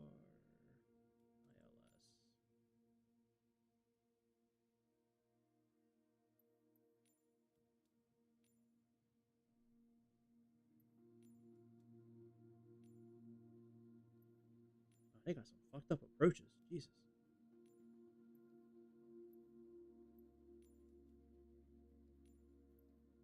All right, we'll just leave that off. Just do direct. All right, let's go find a place to start from.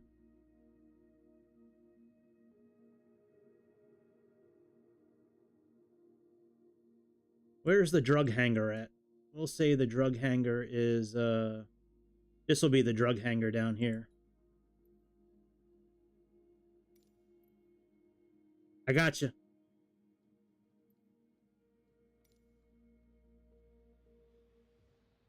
We will fill it with as much powder as we can.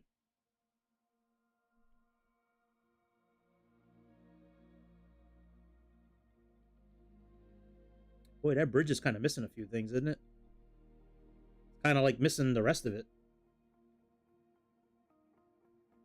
Where is the rest of the bridge? The bridge to nowhere. Bridge to nowhere.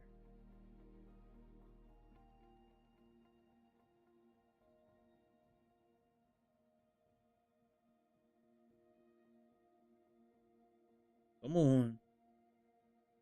Come on, Microsoft. Don't crash on me. Don't be a bitch, Microsoft. Come on. Yeah.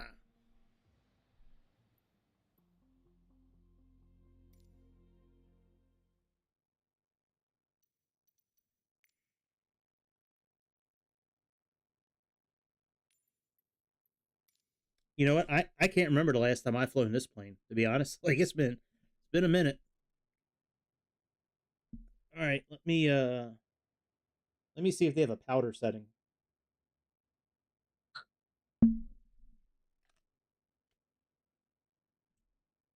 I don't think they have a powder setting for this.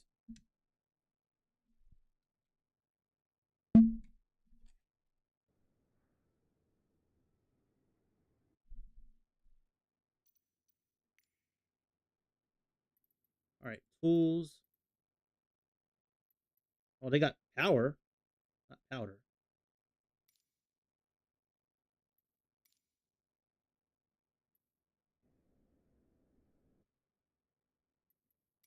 I guess we'll just have to pretend. Parking brake. Set. Power levers. Idle. Prop RPM levers. Yeah, yeah, a container ship hit that. Supposedly they lost one of their engines.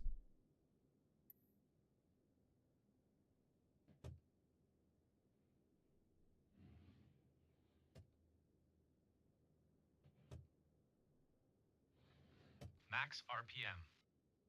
Condition levers. Fuel cutoff. Battery switch. On.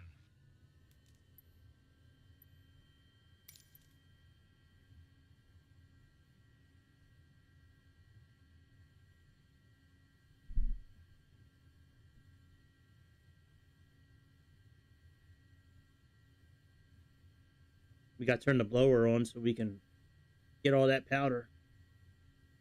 We can blow it around the cabin.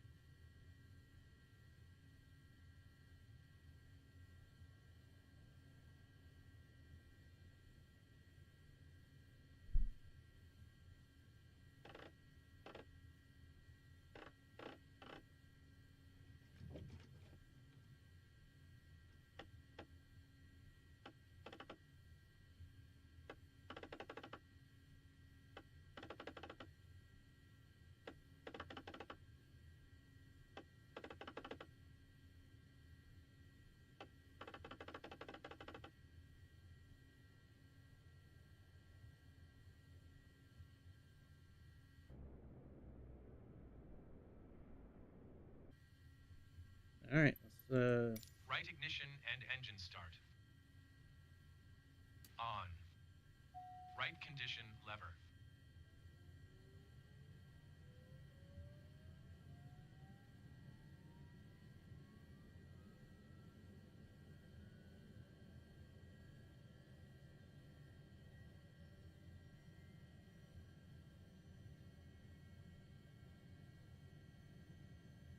oh, condition lever. Shit.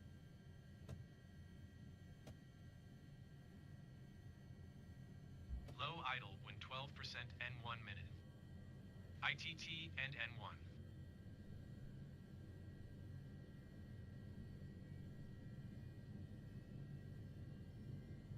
I don't know what movie he's in right now, to be honest. He's been in a lot of cool movies. I don't know what movie you're talking about right now, though. Oh. Monitor. Right oil pressure.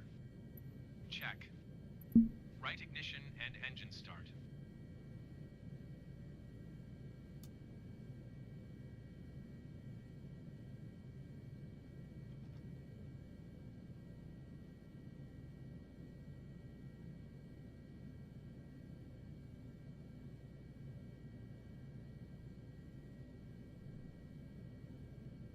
Oh, you know what? I might have waited too long to start this thing. Hang on a second.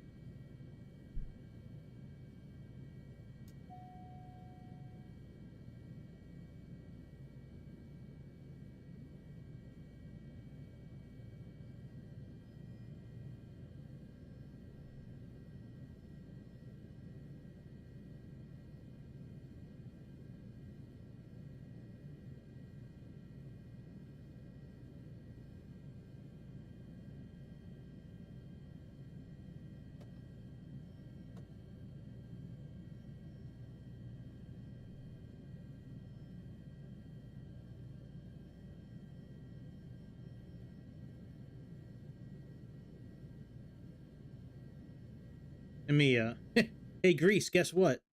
We're gonna restart.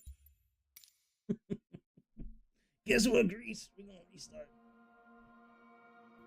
Hey, look, it's the broken bridge again.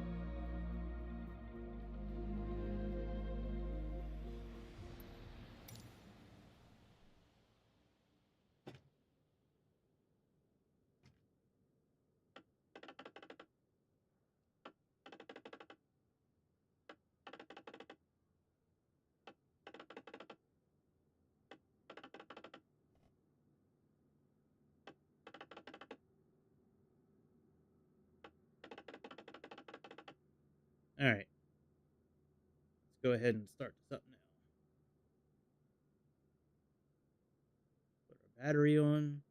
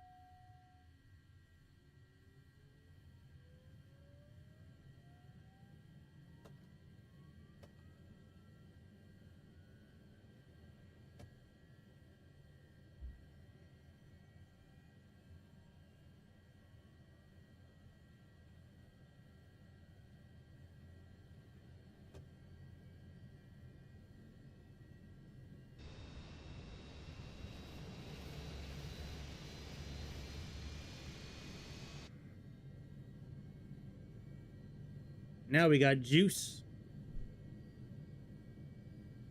Put the generator on.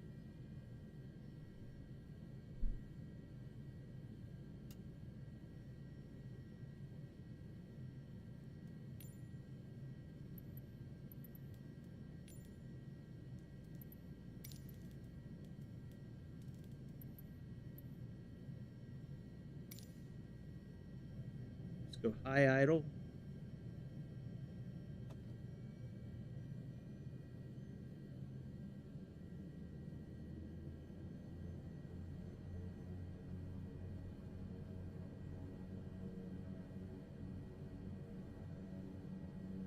N1's over 50%. We can do that. Let's go ahead and do the left side now.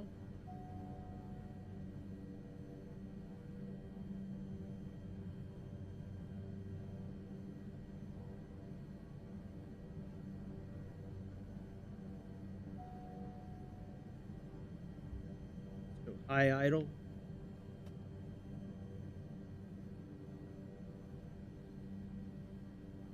I wonder why these lights aren't coming on.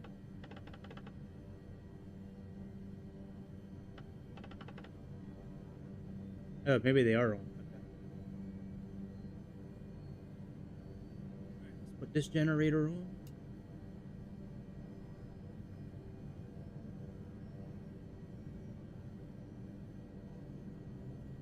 Nav lights.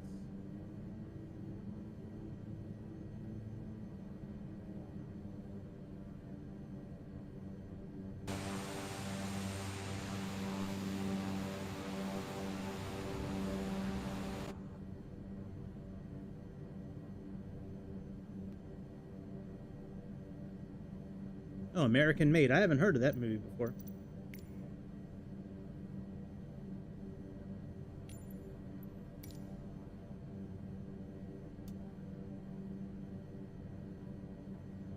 All right, let's turn on some avionics. Arm the auto ignition.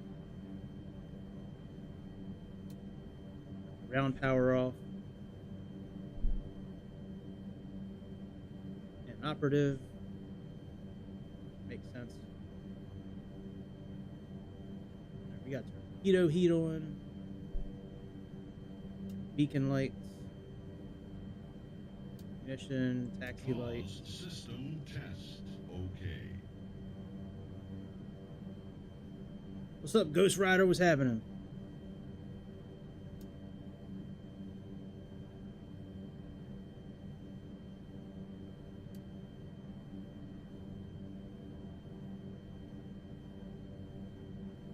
Hit that subscribe button, hit that like button. Please.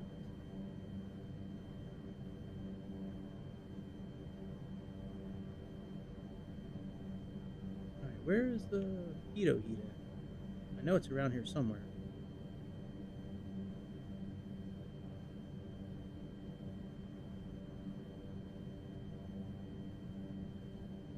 Oh, right here.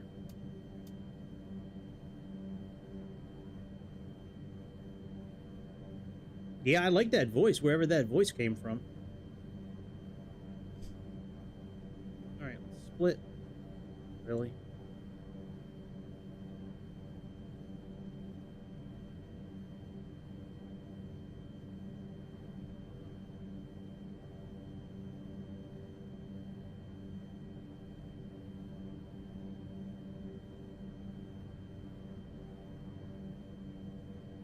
Alright, let's get out of here. Oh yeah, we gotta set our altitude. Hang on.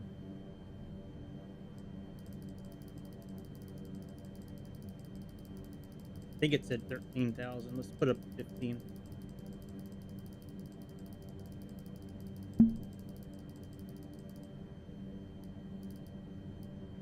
Put the flight director on. Put our flaps down.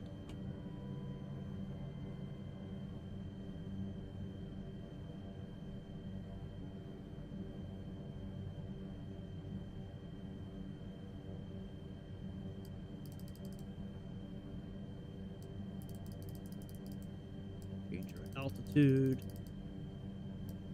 15,000.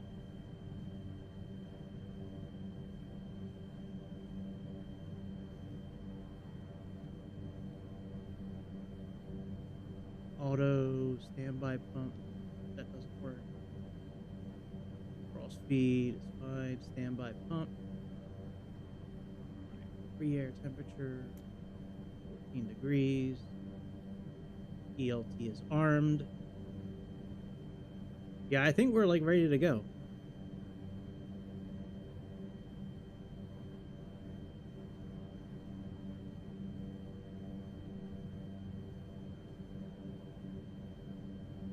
All of these are inoperative.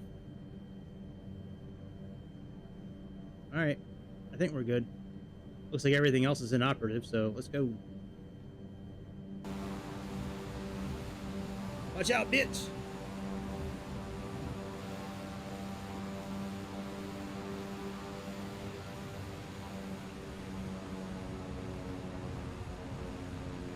You got some hot powder. Move out of the way, bitches. Got some people fiending in the mountains. They need our goods. They're getting ready to do some ancestry tribal stuff tonight, and they need our peyote and our mescaline. They're getting ready to talk to aliens tonight. Yeah, man, for your for the air show. That's gonna be fun.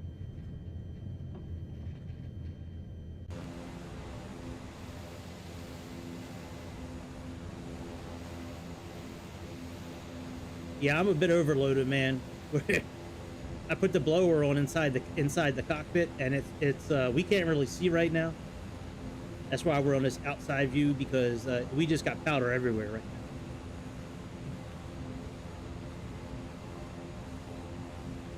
We got powder everywhere.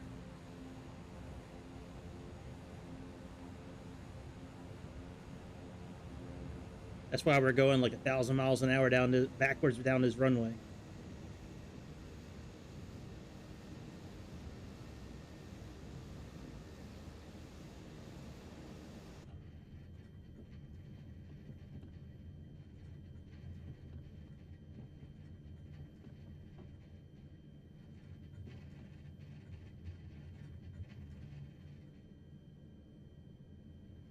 Hang on, we gotta change the CDI indicator. Hang on a second.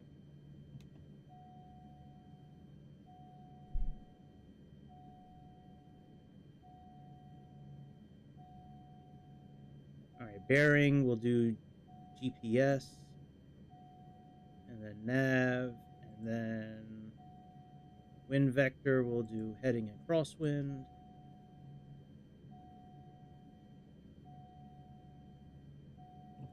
Thank you, cast messages. Appreciate you. Where would I be without those cast messages?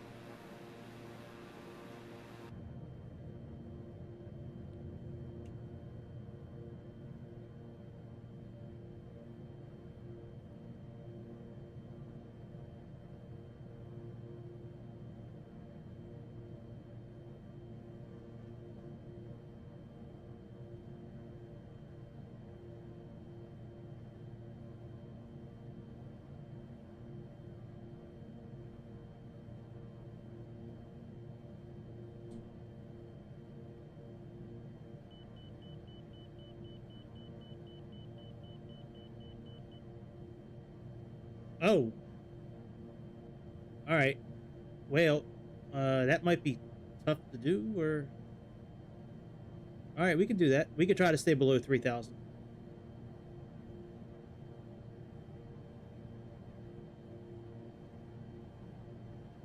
Our real altitude's about 1,300 feet right now.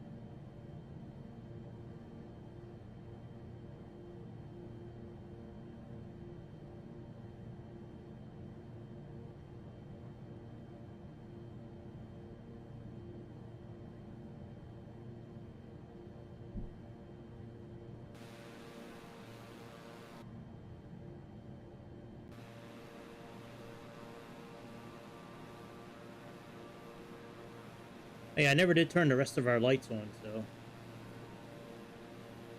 Hope we don't get pulled over for that. These pigs down here, they do not like us without the lights on. We always got to turn the lights on, man. Otherwise, they try to pull us over in the sky. Fucking pig.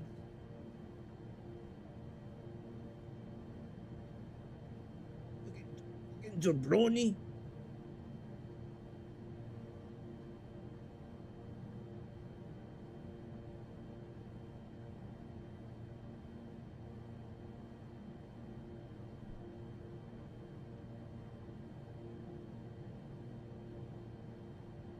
Camgro land, that's right. OnlyFans Central. Tony Montana. That's right. What a great movie Scarface is.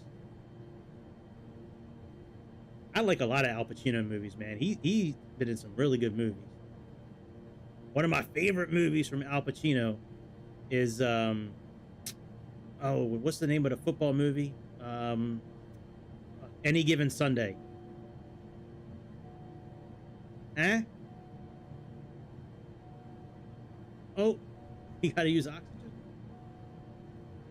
All right, well, we'll fix that in a minute.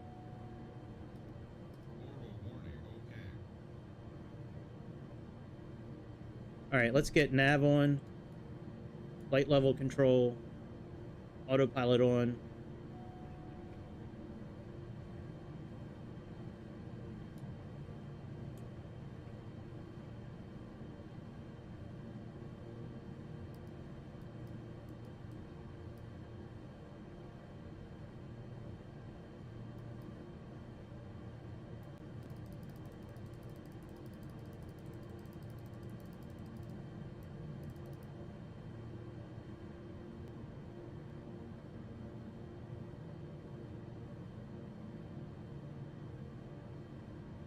I think we're okay right now over the mountains.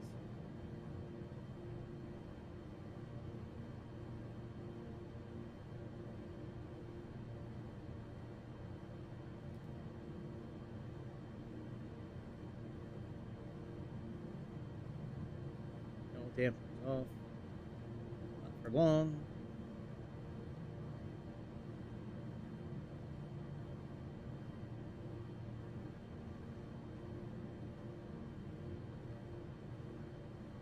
All right, let's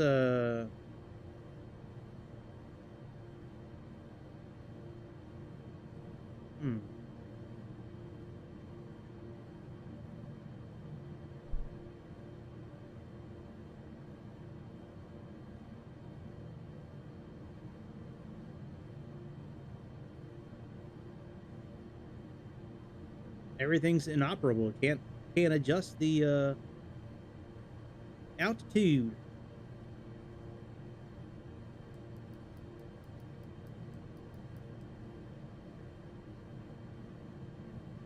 All right, let's turn this up to max.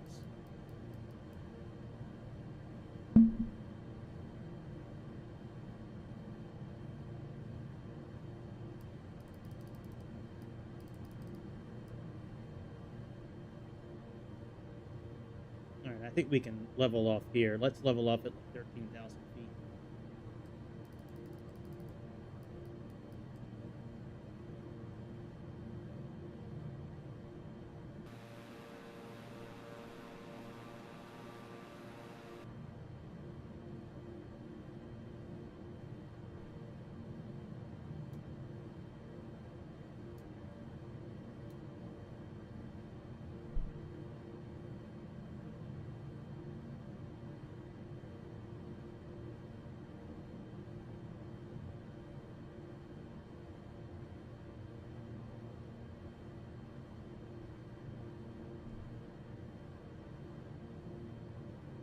Everything's inoperative.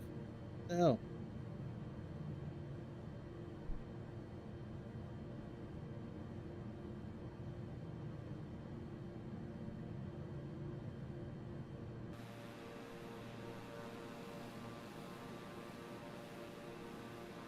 Yep, that is true. That light will go off at some point here soon. I think too much of the blow got into the sensors. I can't believe Greece made us crash the. Everybody thank Greece by giving. So click the thumbs up, and that'll let Greece know that you appreciate him having us crash the Vulcan tonight. So everybody hit the like button, and that'll let Greece know that it's his fault that we crashed the Vulcan tonight. Well, it's really, I guess it's my fault because I didn't turn off damage. I should have turned damage off before we were doing all kinds of acrobats in that plane. It would have been cool if it like broke up in the air. That would have been cool. Like a part of the wing fell off, pilot fell out of it, or something. Maybe that'll be something they change for the new simulator. Maybe they'll actually have planes that break up in the sky.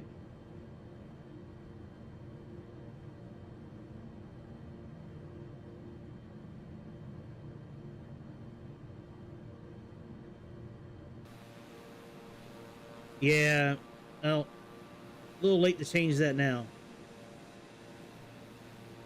Kind of got a cherry flavor going right now.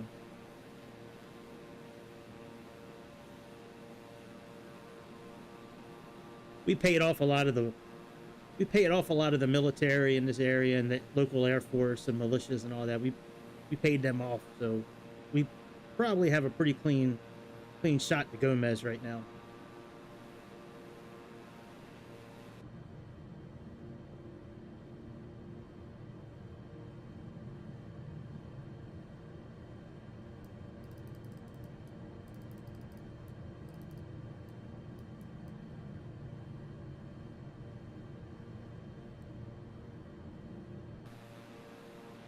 Oh yeah, isn't this where they filmed Predator all those years ago?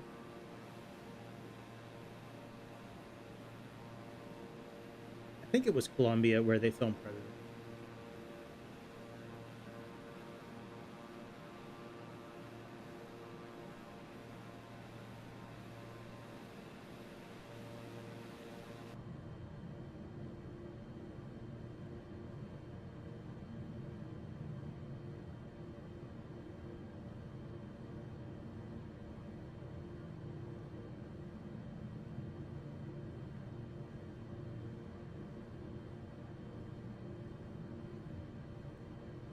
Yeah, that's true. This time, I'm gonna blame this one on Grease, though. I don't really blame him for too many things. Tonight, I'm just gonna say it's his fault. Even though I did overstress the aircraft. But...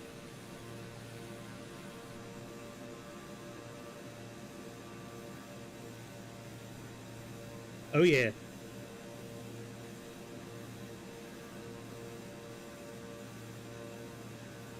Yeah, I did some reading on that plane last night, just to kind of see where I went wrong with a few things. So I'm ready for that plane now. I'll kill that plane now if I get into it. I brushed up on my knowledge. Yeah, it does have crash damage, that's for sure.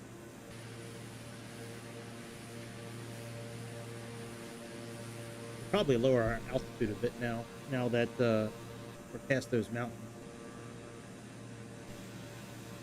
This thing's got more angles on it than some of the jets that we have.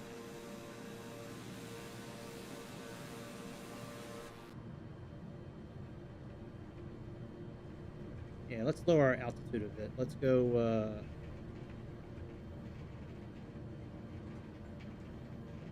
Oh, that's cool. I don't know if you guys can hear that.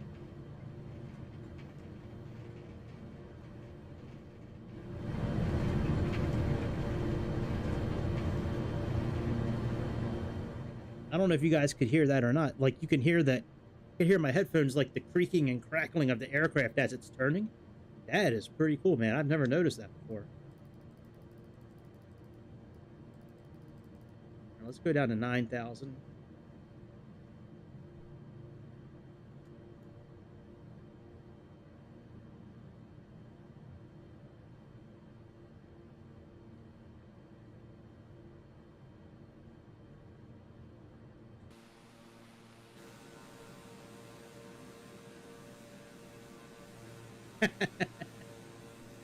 Yeah, it could be.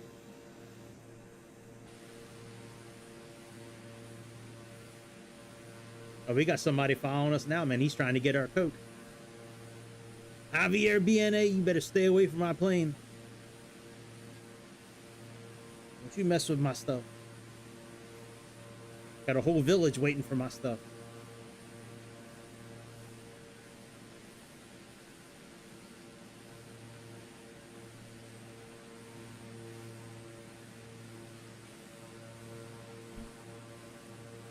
We got to step on that Coke a few times, man, and break it up a little bit so we can double our money. Ain't nothing wrong with stepping on it at least once. That way you can make more money.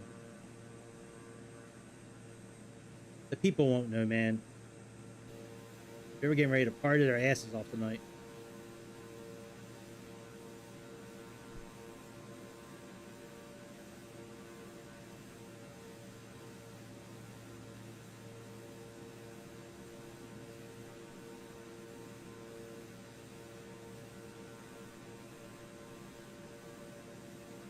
Yeah, I don't remember where Predator was filmed. I thought it was Colombia. It was in the jungles. But maybe it was Colombia. That original Predator movie is great, man. Carl Weathers, Jesse the Body Ventura, Arnold Schwarzenegger. Man. There were some good movies in the 80s. Some of my favorite movies are the Lethal Weapon movies, man. Danny Glover. And Mel Gibson. Hey, Ray, get over here. You really all crazy, Ray.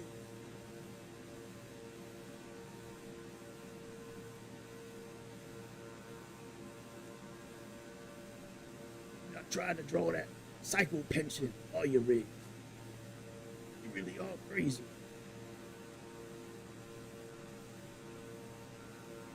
Predator 2 was okay. Predator 2 with Danny Glover was okay. Hey, man, get on a plane and go get one. I'm sure if you give her like $500 a night, you could have a cam girlfriend from Colombia. There's all kinds of ASMR girls down there doing massage ASMR that I see on YouTube. Hey, has anybody heard that Metallica song that just came out that they did at the Gershwin deal for Elton John? Man, that thing is fucking awesome. Funeral of a Friend and Love Lie Bleeding.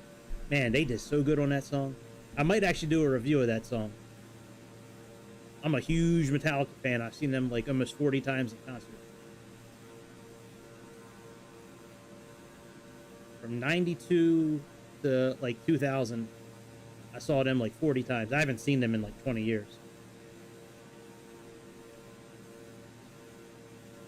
Las Vanas Airport.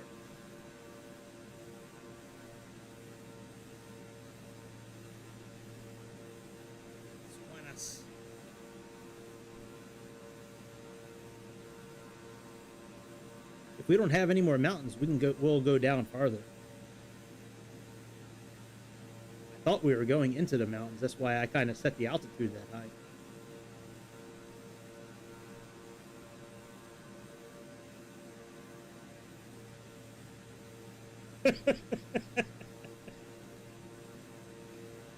That's right.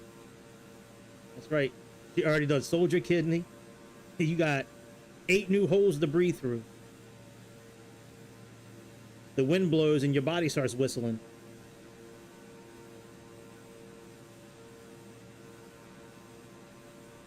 Who? 757 pilot. Danny Glover? Mel Gibson? Mel Gibson might be. I know John Travolta is. Man, they got a lot of airports around here. There's 3 airports like right next to each other. Why did they need that many airports in Colombia?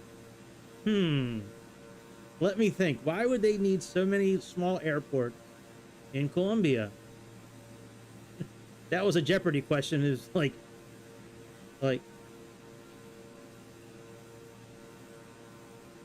who handles the most? What 3 airports handle the most coke on a daily basis? Oh. What are the 4 little airports in Colombia? That's correct. Oh, you got a daily double for $5,000.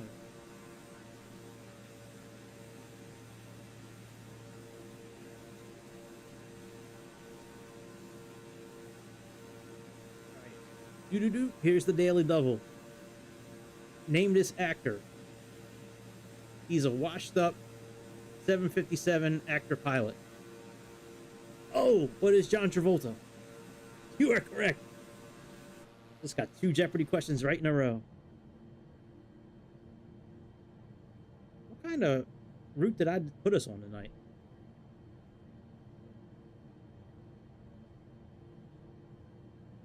Oh shit, we're almost here.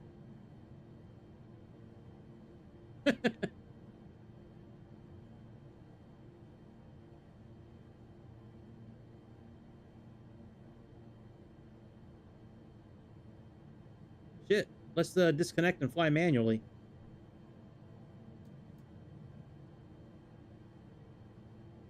I didn't realize we were almost here. Man, that's a quick flight. I thought it was like an hour long. I thought that's what it said.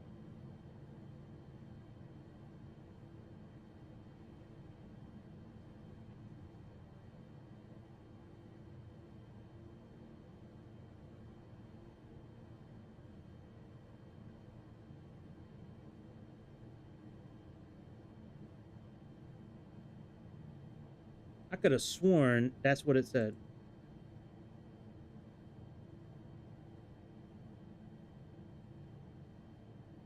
Oh yeah, Bruce Dickinson, that's right.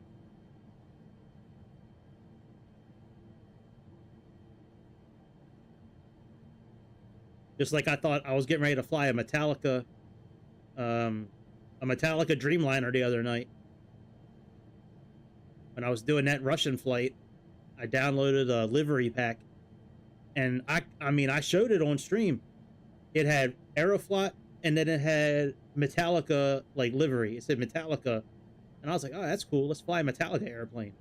Nope, wasn't Metallica. It was just metallic. Them damn Russians playing with my emotions.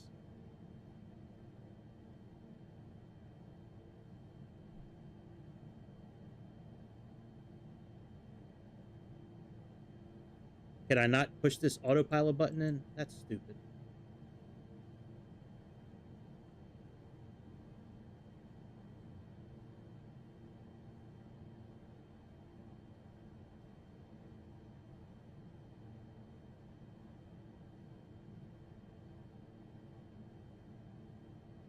Esmeralda Airport. I thought we were going to have a much longer trip. Maybe I can fly to DC-6 for a while then. I'd be okay with a short hop on the DC-6.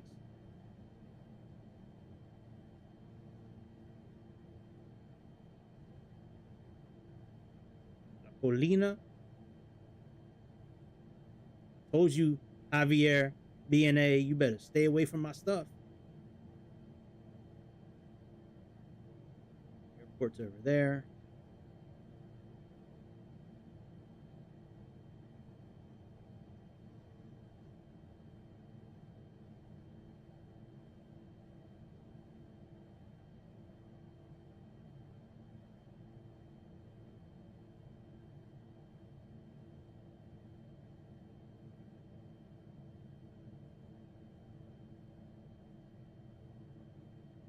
Yeah, we could do that. We got to get this thing on the ground somewhere close to the airport.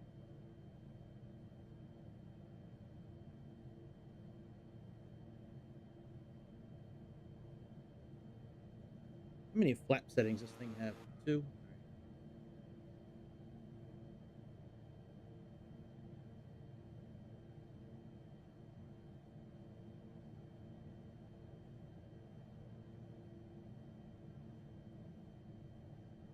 Oh, I see the runway. I see the airport now. I see that little flashing in front of me.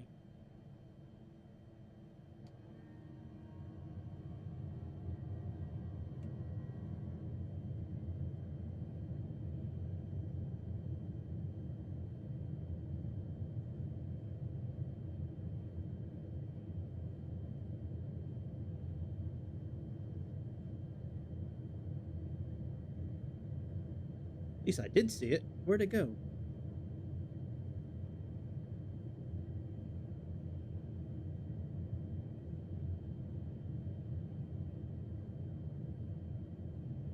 I want to say this is probably around 100, 105 knots for landing this thing. I want to think maybe somewhere in that area.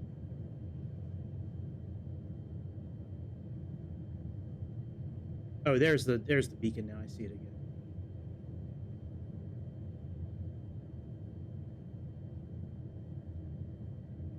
Spunkmeyer, where's the beacon?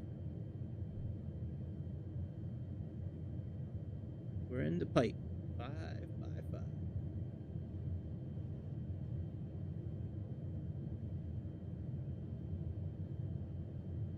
Damn it, Spunkmeyer, get in here. We're leaving.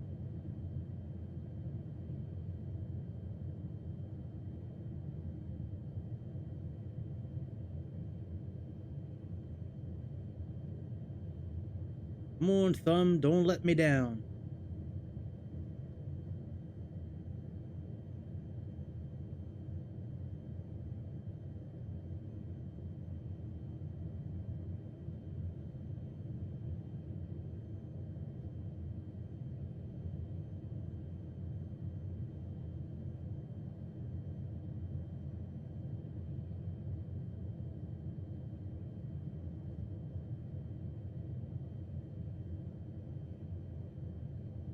There's the runway.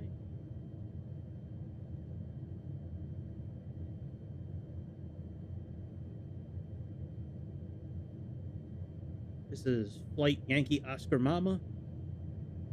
Coming in for landing. Let the people know that we got that they're going to be. Let the people know they're going to be skiing very shortly.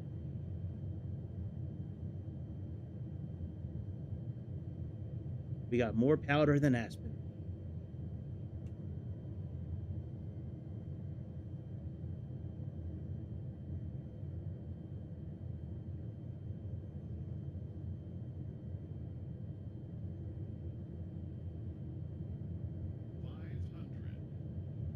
I never knew this plane spoke. All this time playing this simulator, I've never really flown this plane, to be honest. But I had no idea that, like, there's a voice that comes on inside this airplane. That's so cool. I'll have to play with the airplane again to figure out exactly like what it does. I know it just said 500, but it also said something about testing earlier. There's our Coke house right there, by the way. We're just passing it. Right there. That's our stash house right by the airport. That's why we got this little dirt road.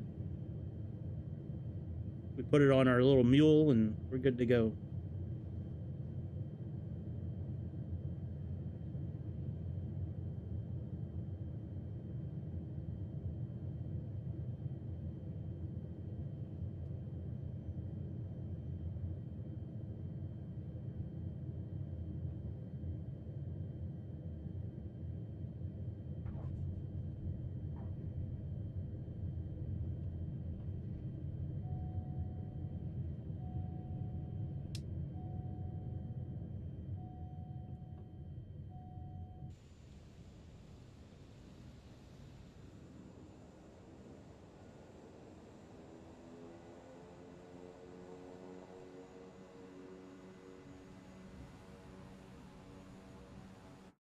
All right. Coke's delivered. The cocaine? The cocaine has been delivered, man. You know who to call. Just call old Pablo. Old Guapo Pablo got you covered. All right. DC-6. Let's get in the DC-6.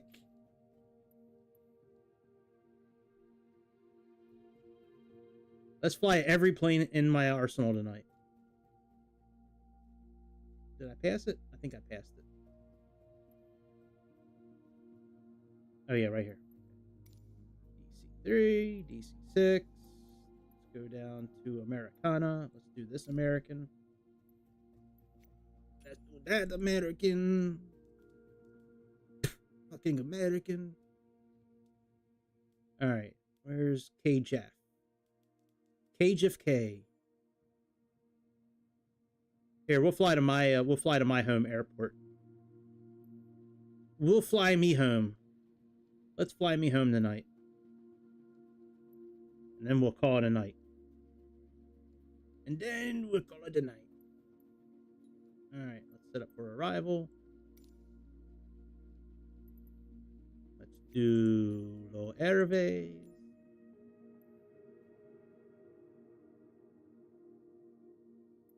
Let's do approach.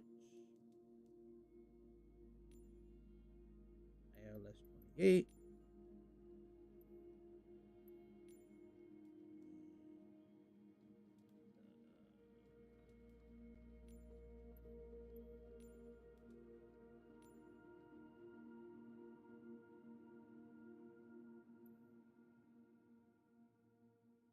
Wonder why that's got a little thing on it. Okay, let's go. We'll do live weather for this one.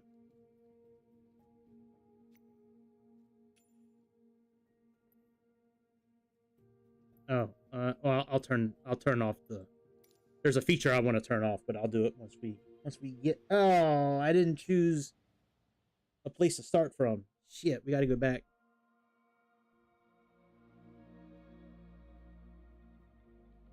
We gotta go back.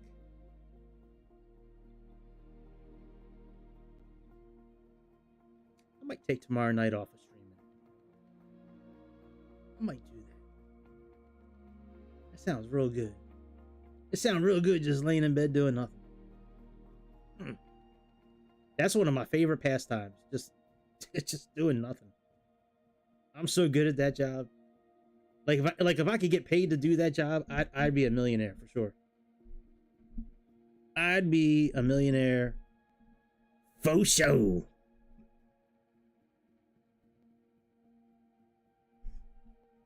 Come on, Microsoft, you can do it. You can do it.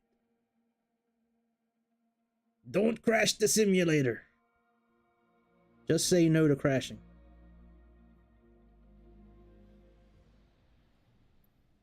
All right, but we do have to go back. We gotta go back. We gotta turn around and do it again.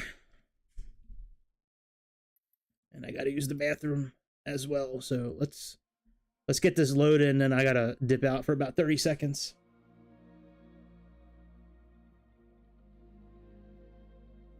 And my man got some serious goggles, doesn't he? Good lord. All right, let's try this one more again. All right, cage off. To bibble. Okay, bibble. Let's do low airway. Let's do illest. The illest. Was it Anthem? Is that what we did before? No, not Anthem. Is it Trish? No, not Trish. I think it was MIDI. Yeah, there we go. MIDI. All right, now let's find a place to start from.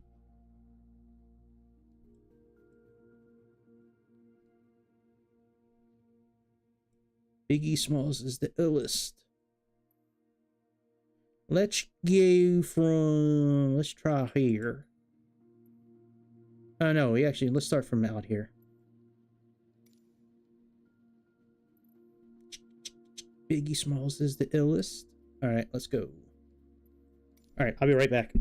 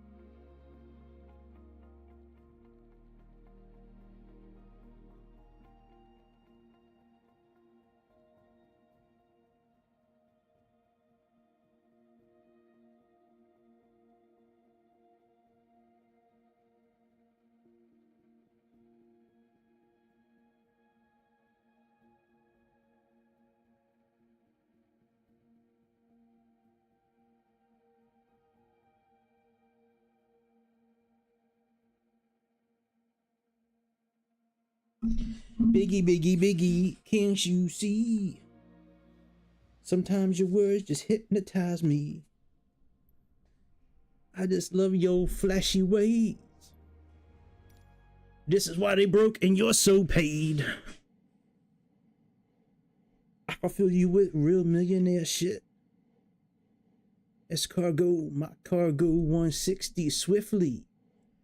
Wreck it by a new one. The crew run, the crew run. All right, I just did maintenance on this airplane actually like 2 days ago. But let's double check it anyways. Let me turn the volume up pretty loud on this so you guys can hear the shit.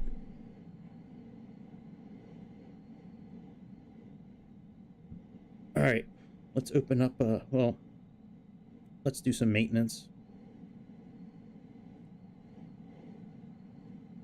All right, oh, that's okay. Let's top up all that fluid, that's okay.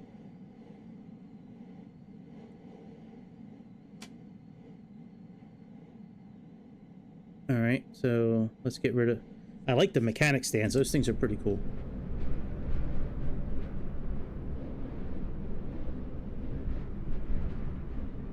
Herbert, you got the actuator? I got it, Fred. Put it in there so flames shoot out of the engine when we're flying at nighttime. All right, Jimmy, we got the gasket installed. Tell the pilots they can start up.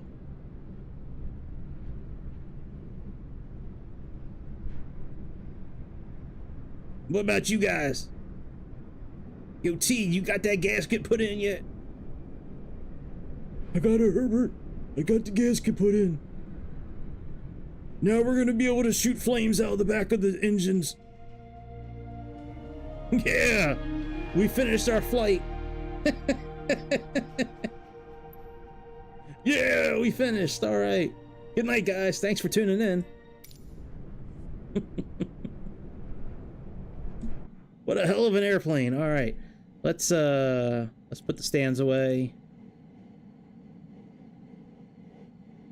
Let's open up some stirs so we can get the people put in. Oh yeah, that's right. I wanted to turn that feature off. Hang on. Let me turn that feature off. The words feature, I don't need that on anymore.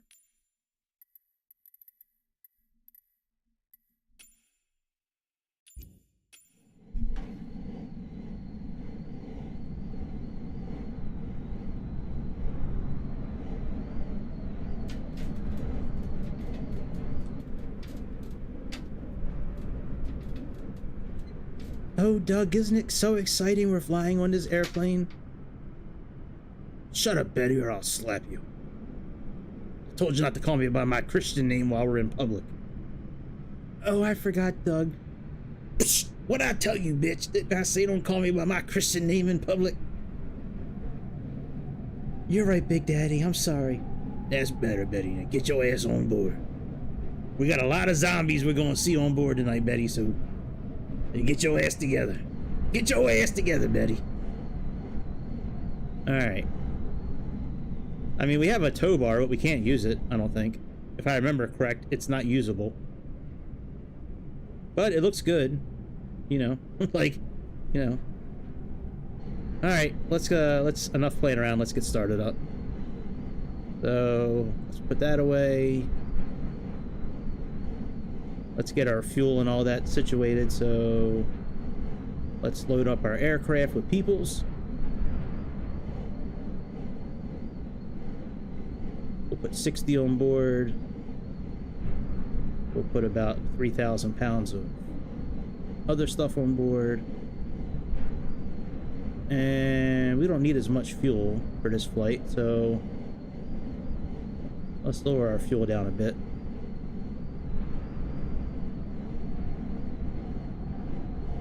There we go. What's our takeoff first weight? So we'll do a wet start tonight. Alright. Well, I mean, if you change your mind, let me know. Alright, let's, we got GNS.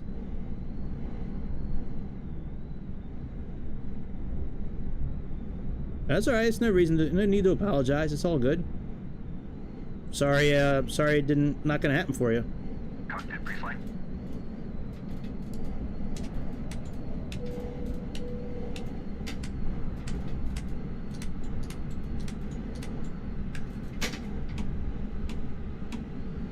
Completed. Voice recorder. Tasted. Oil coolers and cow flaps. Auto in position. Oh, that sucks. Fuel and fluids. I wonder why they would get mad at you for it. Pressurization. That's Set. stupid. Manifold and duct pressure. Checked. Radios.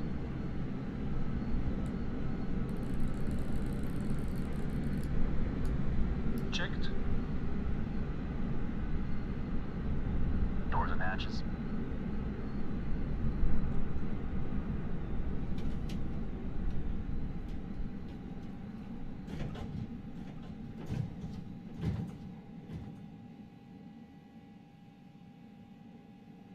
Closed. Door warning lights. Out. Gear pins. Removed. 3 on board. Seat belts and pedals.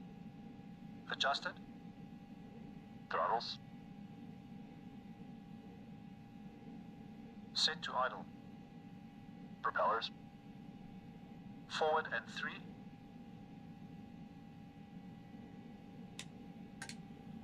Before start checks complete. Start engines.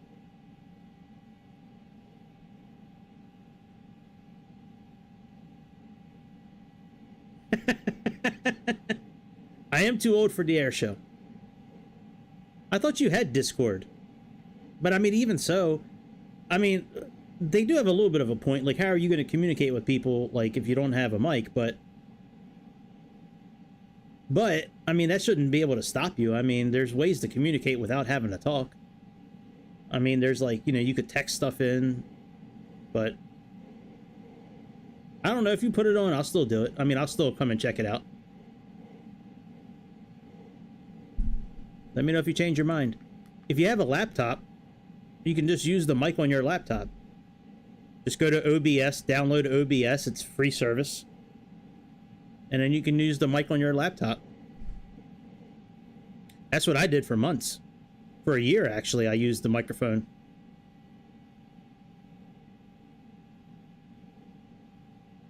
Alright, we can start up our engines. So, let's come down yonder. Let's put on number 3. 3! Ah, well. Alright, we got fuel in number 3. Number 3 is right here. Right there. That's number 3. Alright, we got selector number 3 is on already. Let's put the magnetos on. Let's wait for 12. 3, 6, 9, 12. Right, just make a Discord and talk from there. Discord's a free service.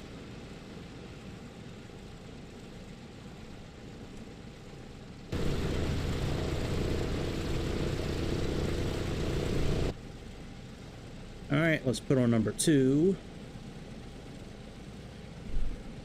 I always forget if it's 3421 or 3214.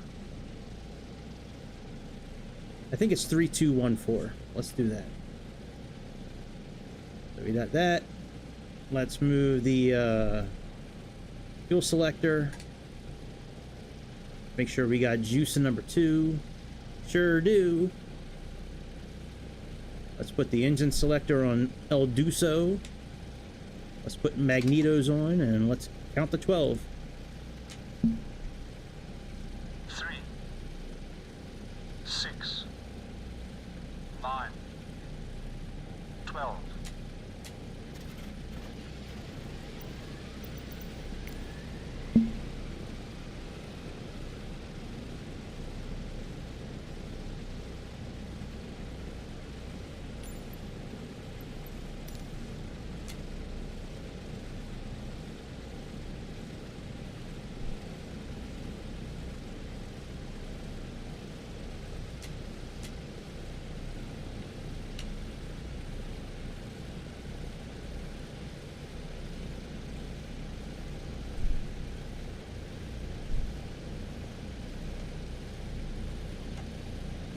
Come on, get up there.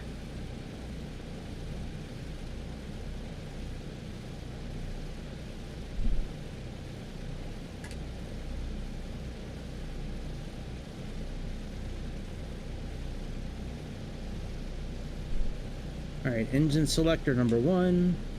Magnetos on. Start.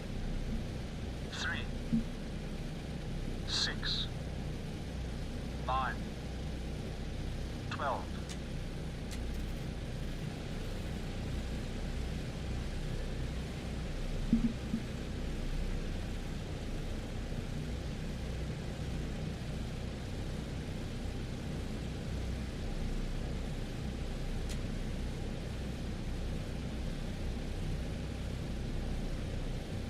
Alright, let's do number 4.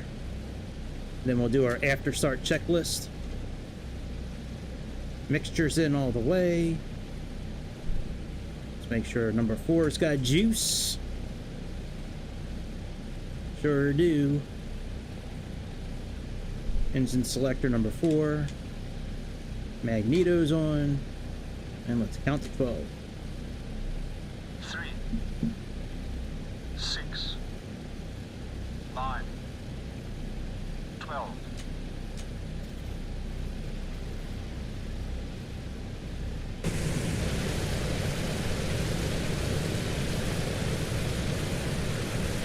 It's cool how they shake a bit.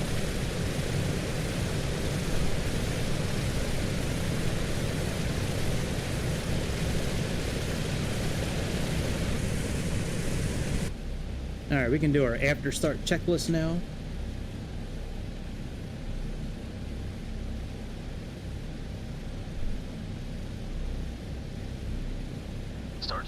Boost pumps. Off and off. Battery switch. Plane battery. Generators and inverters. Checked and on. Emergency lights. Armed. Ground power. Removed. After start checks complete.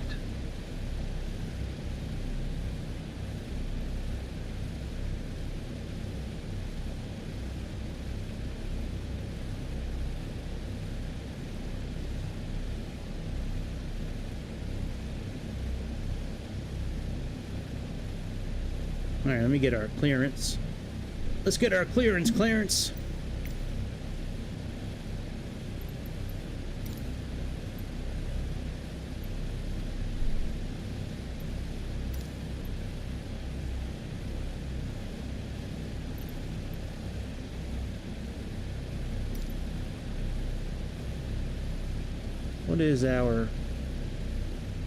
Where's our pressure? What's our standard pressure there?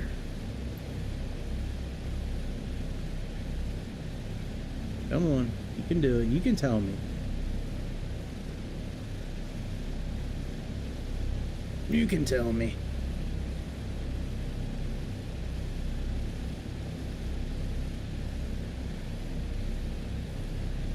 $29.85. All right, very good.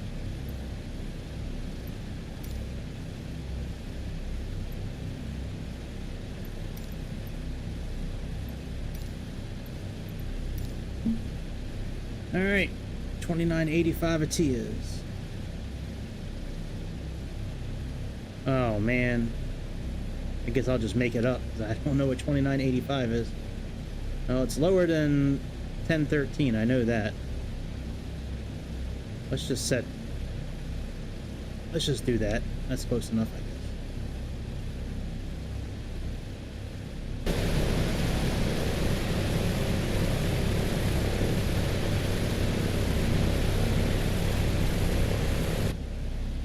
Where is runway 31? So we can just go straight. We don't even need to back up tonight. We can just go straight out.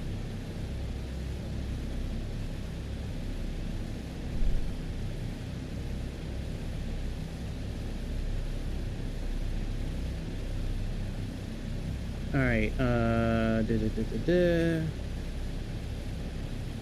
There is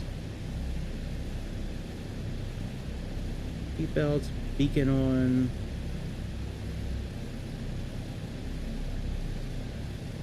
I think our taxi lights are these right here.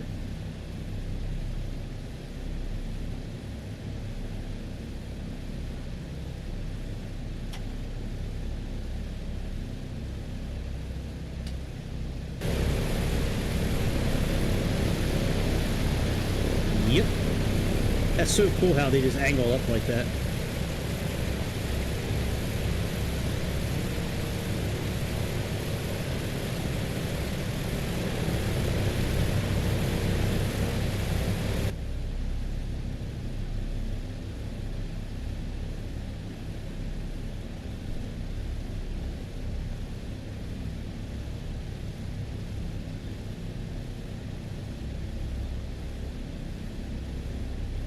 Surprised they don't have the markings on the ground for us.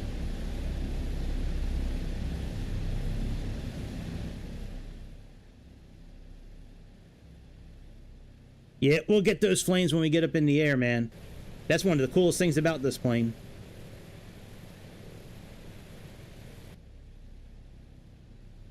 We'll pull off on the side near the runway and do our before takeoff checklist there.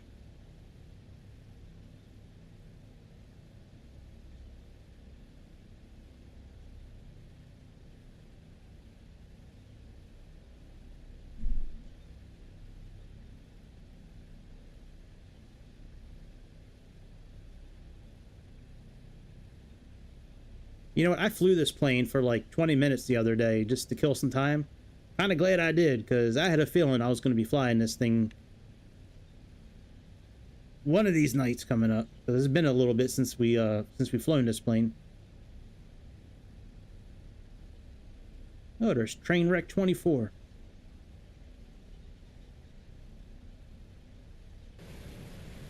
I should have turned the photogrammetry off before I loaded up. Hey, look, a Connie. That's cool.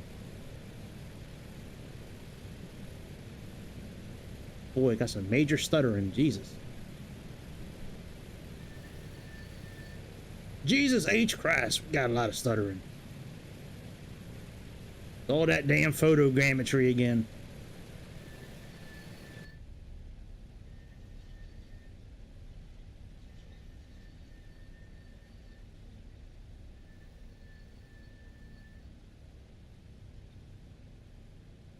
Photogrammetry strikes again.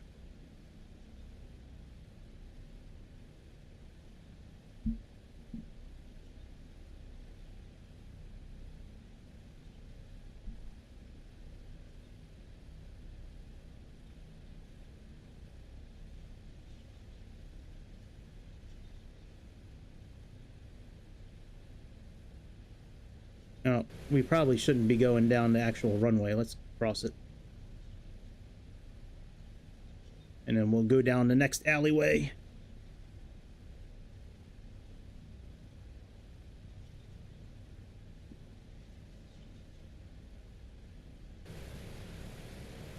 We need to go down there. There's runway 31 down there.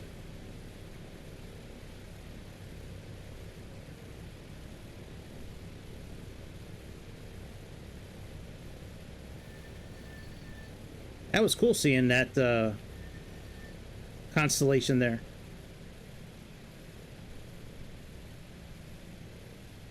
Damn stuttering. Look at that thing. Good lord. That's what happens when you leave photogrammetry on at a big airport. With multiplayer. Even though we got 12 teraflops. 12 teraflops. And massive amounts of internet. With a high-speed Cat 8 cable connected to it.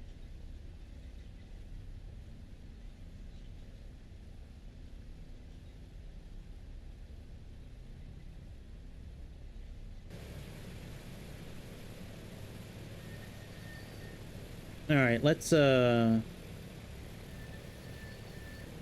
runway 31 right there. Let's stop right up here at these lights. Right before this other runway here. And we'll do our before takeoff checklist.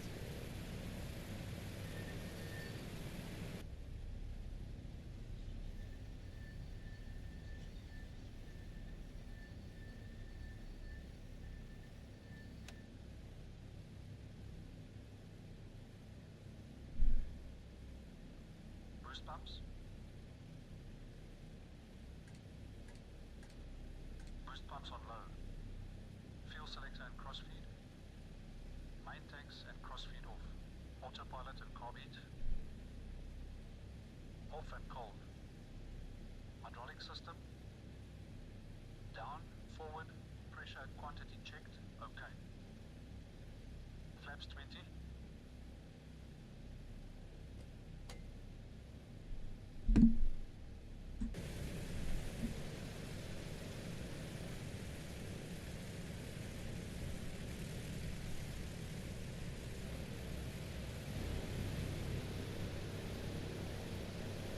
That looks cool.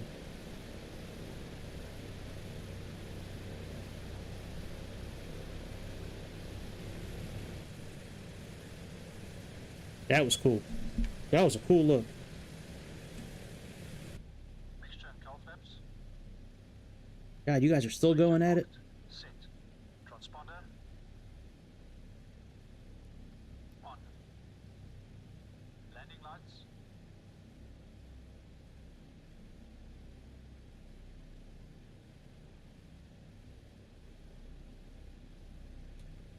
Extended and on. Before takeoff checks complete. Alright. Let's taxi up to the start of the runway and then we'll do our wet departure. Our wet takeoff. I think the cutoff for a wet departure is 87,000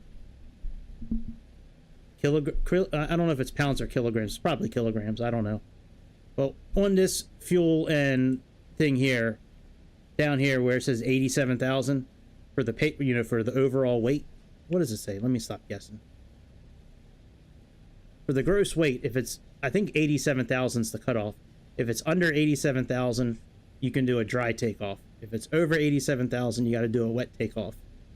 That's where they add like a certain amount of water into the. I don't know where they add the water. They add water somewhere. And we got to hold the brakes until he says something about enough power, and then we can go.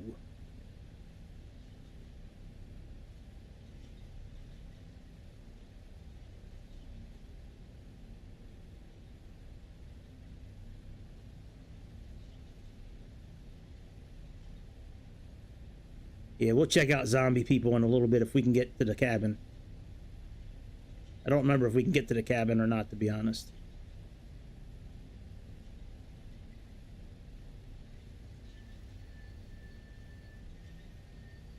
Alright, let's put on the parking brake for now.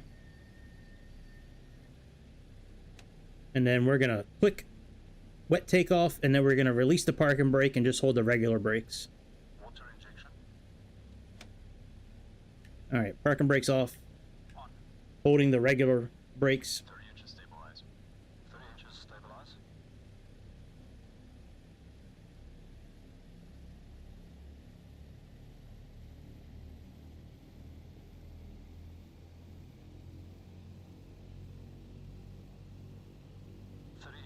Stabilized. Cowl flaps. Cowl flaps. Cowl flaps set. Full power, please. Going full power.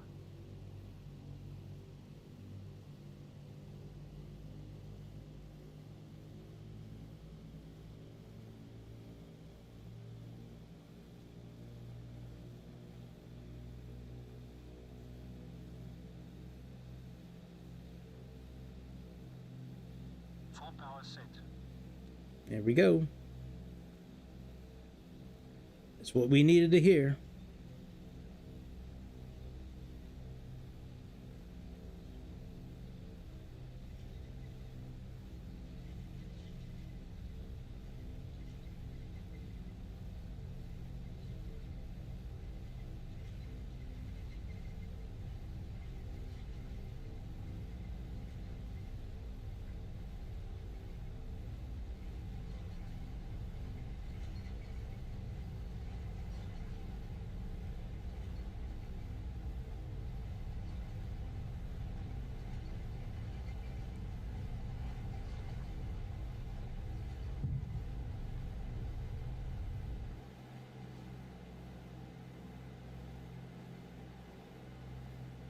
Auxiliary, gear up.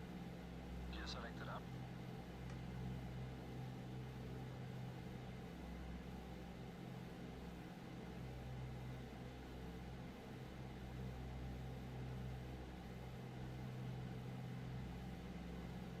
Gear up, lights out.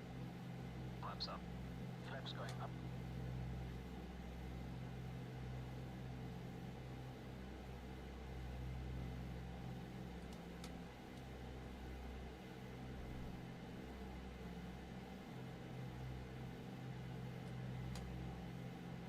Meter power.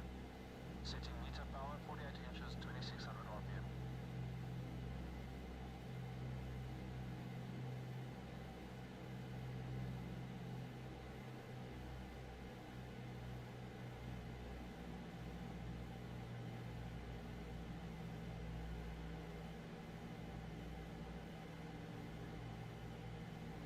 Meter power set. Climb power. Setting climb power.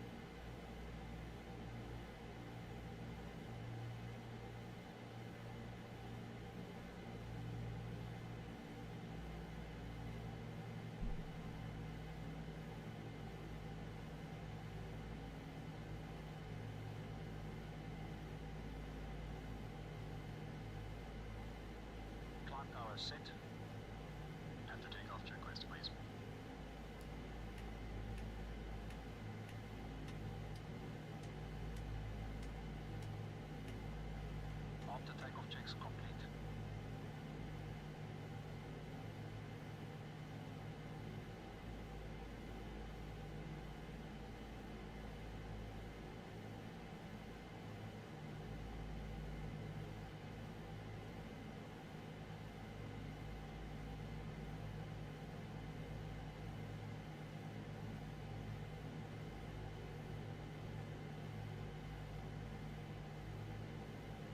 All right, let's put this auto throttle deal on here.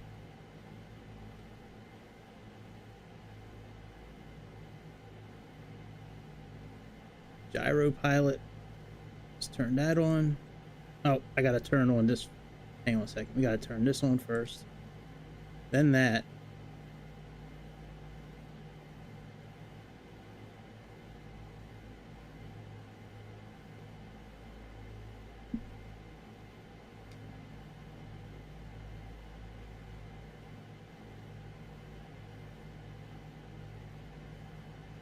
And let's angle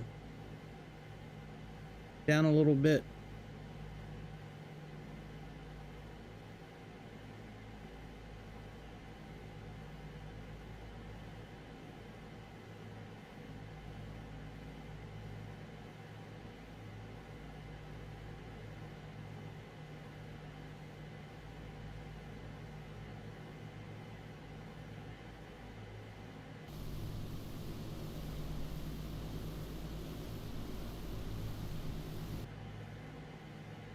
Oh, why aren't we climbing?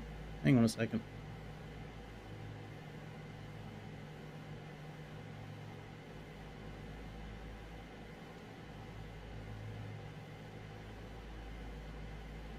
Oh, I got altitude. Hold on. All right, now let's climb. That's right. We got to do this first, and then that altitude button is for climbing. Okay.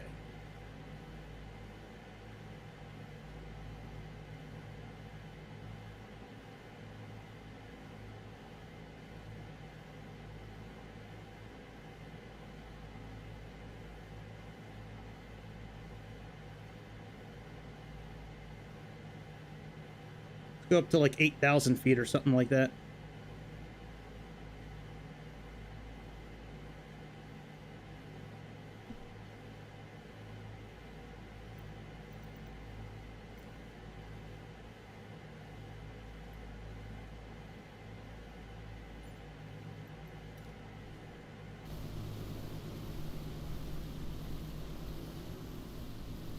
We'll get more flames here in a little bit.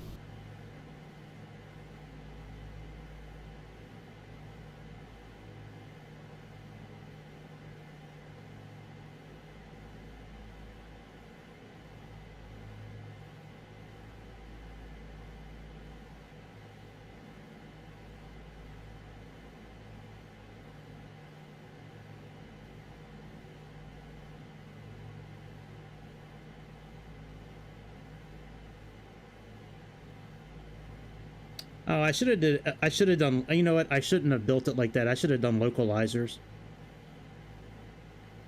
That way I could just put the autopilot on and just have this thing, you know, following a localizer. Oh well.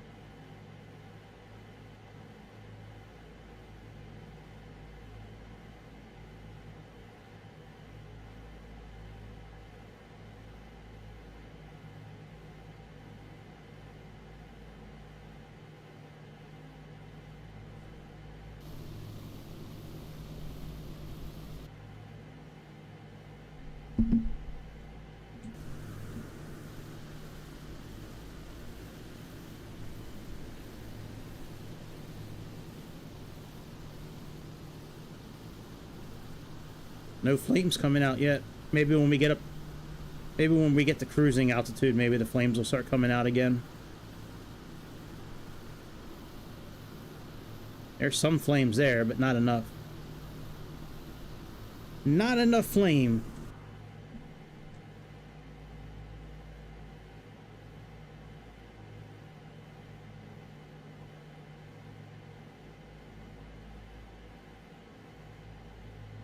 Let me open up Navigraph and look at the area. So I can get some VORs and shit.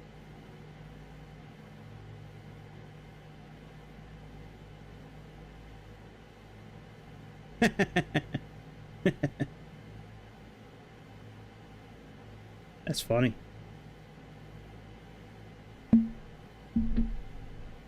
Like, wait a minute.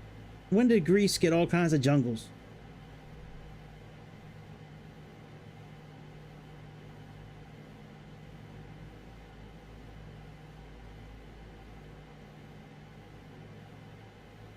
I'm not really going to follow the flight plan we built. I just plugged that in. Just to plug it in. Alright, let's plug in 114.8 for a localizer.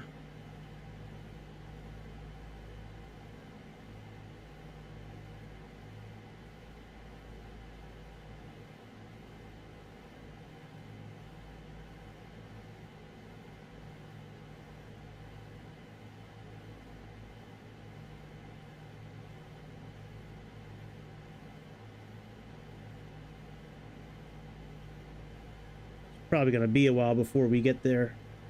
Oh, that's a Tacan. That's not going to pick up, I don't think. Oh, no, it's a Vortac. All right, 114.8. Yeah, we're 84 miles away from that Vortac.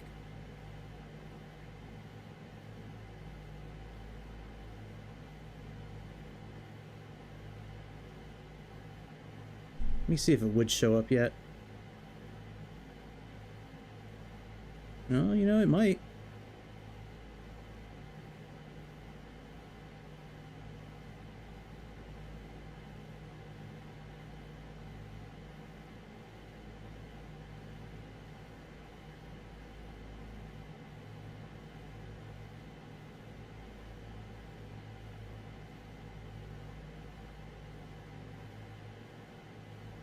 Let's give it a shot. Let's engage a localizer and see what happens.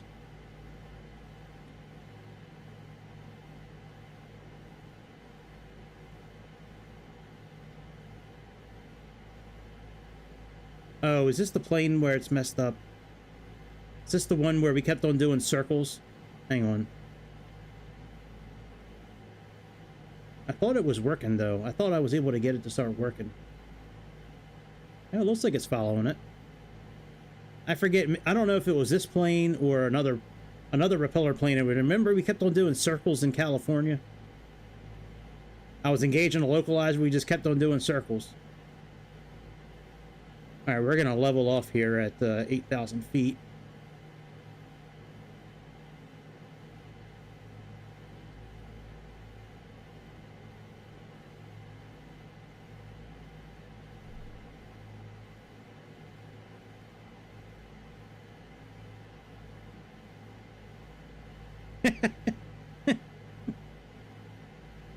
Yeah, I'm sure you don't see too many elephants in Greece. Like, that's something you probably don't see, like, on the regular. You know what I mean?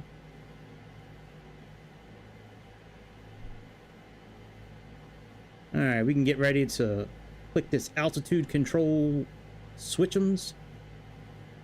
And then we'll do our cruise checklist.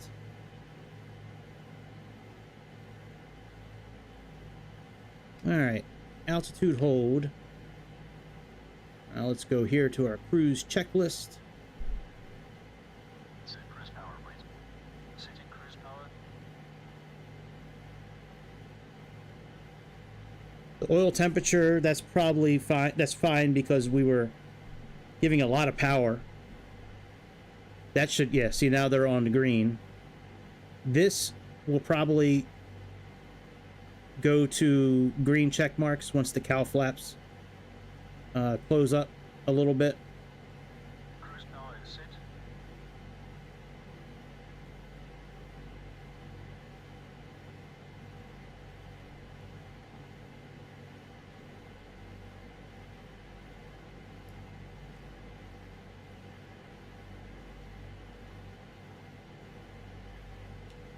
Cruise checks are complete.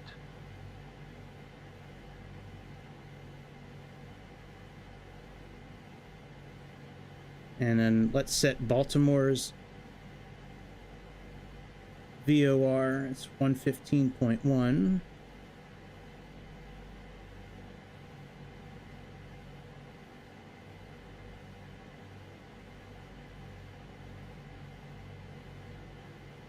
All right, now we're getting to all green.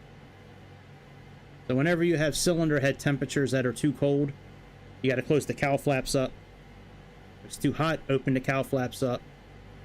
Carburetor, that's when you use the carburetor de-icer. Oil temperature, usually the fuel mixture will help that out.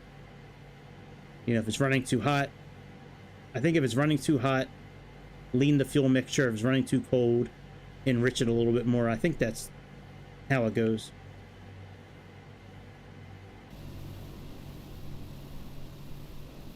You know, I don't see any flames in this beta version of this game, so maybe they got rid of the flames in the beta. Oh, hip yummy cow. Look at that. Dingle my berry. That is awesome.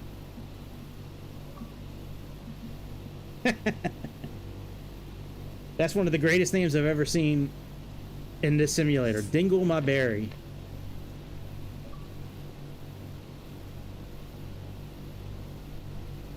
Alright, well, if there's not going to be any flames, we might as well turn the lights back up on the outside. So we can at least see the livery and see the ground we're flying over. That's a bit disappointing. Maybe because we're in beta, that's why.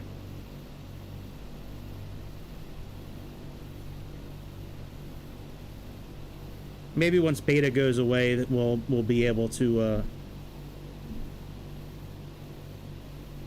see the engines again light up.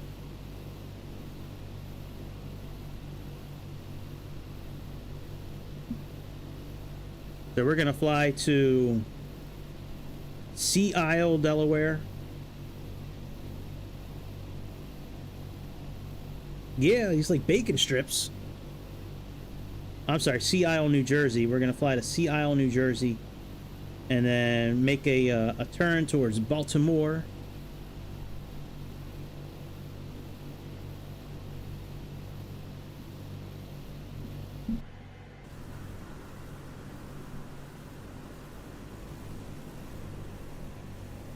Oh.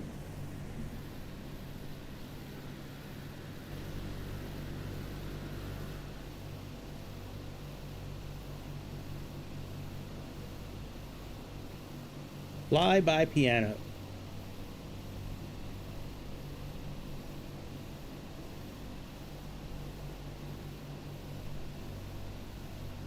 This is such a fun plane to fly. I mean, like, almost every plane in this simulator is fun to fly, to be honest. I mean, like, I've had a blast flying, like, every plane.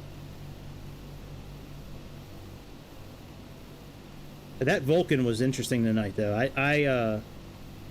That was really fun learning how to set that thing up. I mean, I literally spent a good 2 hours today reading through the documents that it came with and like learning where all the switches are. And I mean, I was in that airplane for 2 hours before I even took off today. Before I even taxied, I was playing in that plane for about 2 hours. That was fun. That was Just Flight makes some really good stuff. And I'm so excited to see what they're going to come out with for the Bay 146 when that plane is updated here very soon. I did read last night. Where's my phone? I did read last night about a couple of updates that are coming out here pretty soon. Wow, it's late. It's late o'clock where I'm at. Good Lord. I don't ever stream this long. This is a treat. You guys got me. You guys got a treat tonight, having me stream this long. Let me go back to Google and check. I saw that there's a couple updates coming out like in the next few days, and then also supposedly on the 30th, that's when SU-15 is going to drop. InnoBuilds rolls out significant performance enhancements for K-Lax scenery. All right, let's go to saved. Saved. All right, all saved items.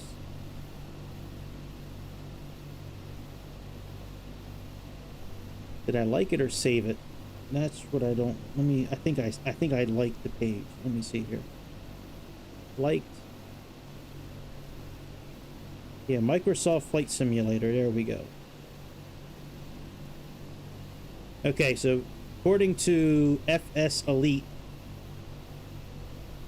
Microsoft Flight Simulator Sim Update 15, City Update 6, and Local Legend 15 all get release dates. So City 6 Update, which is Southwest Germany, and Local Legend 15, Dornier, Do-31, which I guess is a type of airplane. They will both release simultaneously on the 17th. The local legend has been crafted by a partner developer by Builds. I've never heard of the local legend before, so I'll be interested to see what that looks like. It says the aircraft is unique, that there were only 2 airworthy ones in the world. It's an experimental jet-propelled vertical takeoff and landing cargo aircraft that was designed for military use. That sounds dope as hell. The City 6 update for Germany is going to have improved cities: Mannheim, Heidelberg, Stuttgart, Eislingen, Halle, and Strasbourg. And then supposedly Sim Update 15 with the Neo version 2 is going to be released on April 30th. But who knows? We've heard that before. And we're still Neo-less. Yeah, man, so I'm talking about 500 subs. What am I up to now? Let me see. Am I still at 452? Can't seem to crack that 452 mark. Yep, I'm still at 452 according to I can't crack 452 for some reason. I think it's a conspiracy with YouTube. They won't let me get over 452. I've been hanging around that number now for like a week. And that's kind of uncommon. Usually I pick up like 5 to 10 a week. It's kind of how it's been going for a few months now, but yeah, it is what it is. Just got to keep making videos. I'll get there. And if I don't get there, it is what it is. But I'm just going to keep on making videos. Tomorrow night, probably going to do construction simulator. Maybe a little train simulator action. Do like what we did last Sunday. For a couple hours from like 7 to 9 or something like that.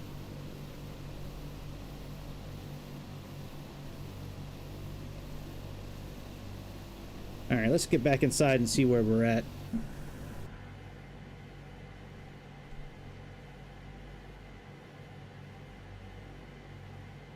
We got 39 miles.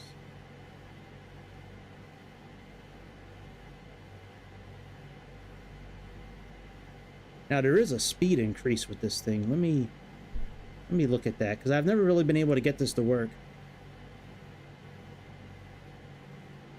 That's a good idea, actually.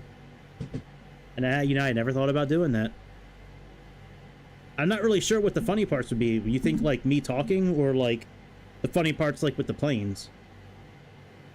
I don't know. I'll have to look and see what's funny.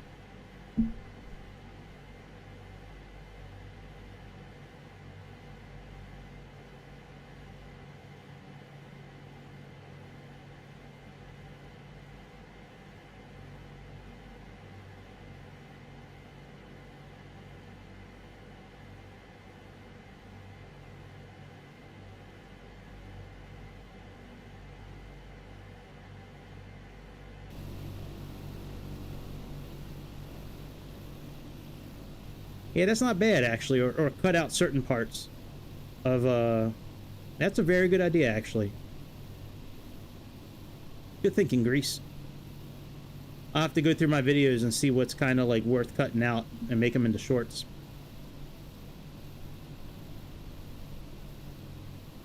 Yeah, like landing without the wheels down. Or the other night landing in somebody's front yard. Yeah. That's you know what? I am going to do that. I can use my new computer for it. You know, I tried my new computer again today. I set it up. The brand new laptop I have.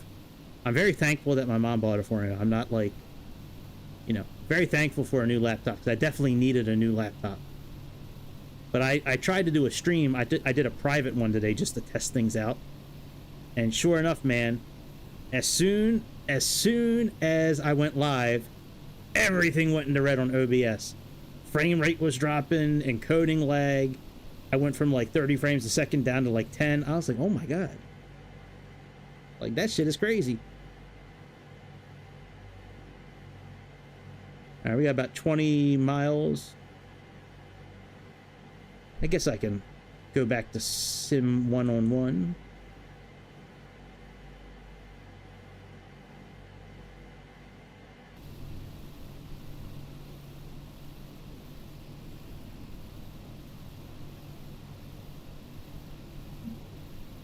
We should probably, I like that, maybe we can drop down to like 5,000 feet.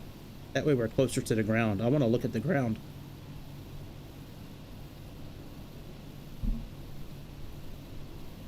Yeah, let's do our descent checklist, and then we can always do our cruise checklist again.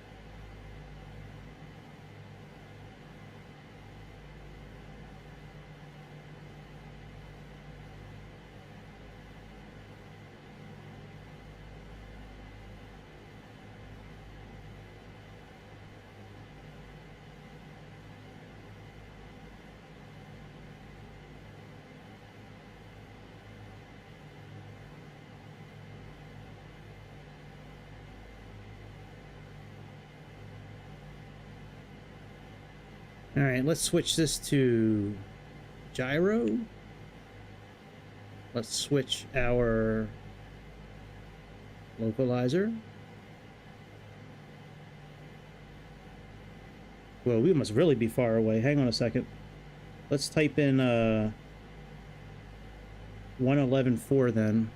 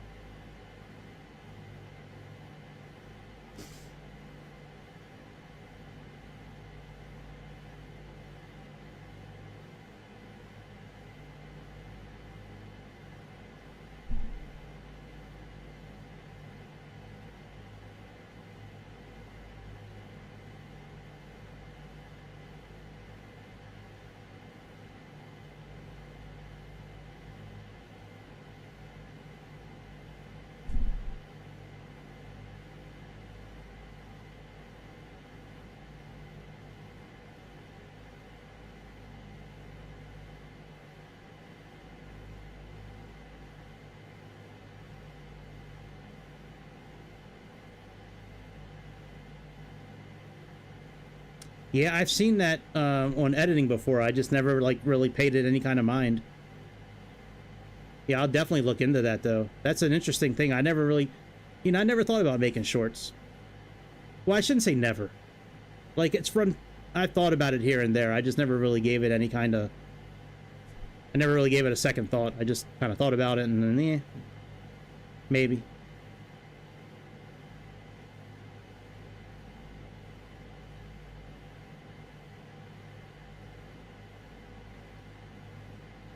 All right, let's do localizer.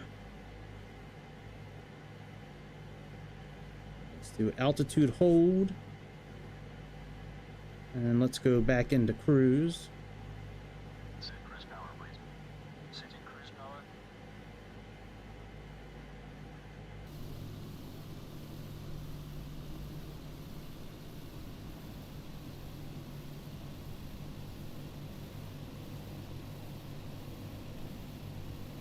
All right, we're heading over towards Dover, Delaware now.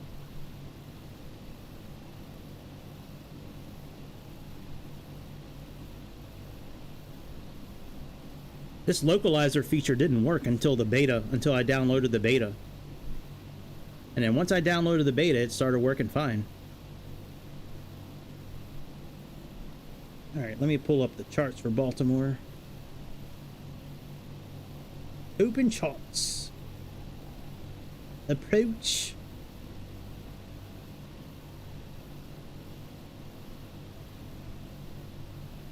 Oilless for 28.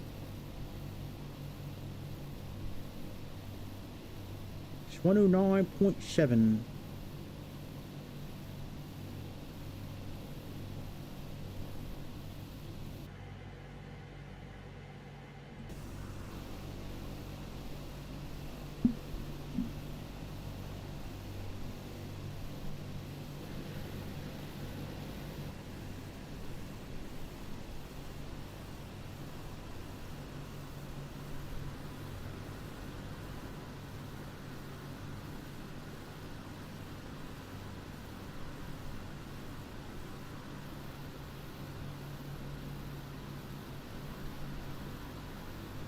This really is a cool plane to fly.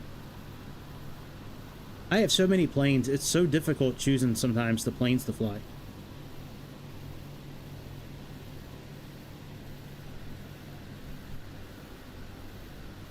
Like, I would love to jump back into Stratoliner again, or the Constellation, but then I'm like, I want to fly the Neo, or I want to fly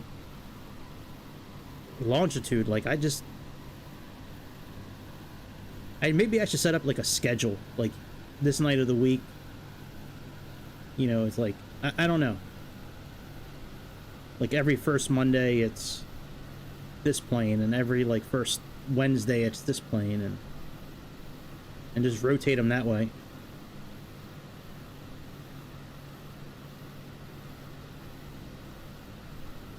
Or I could do 2 planes a night and just do shorter flights.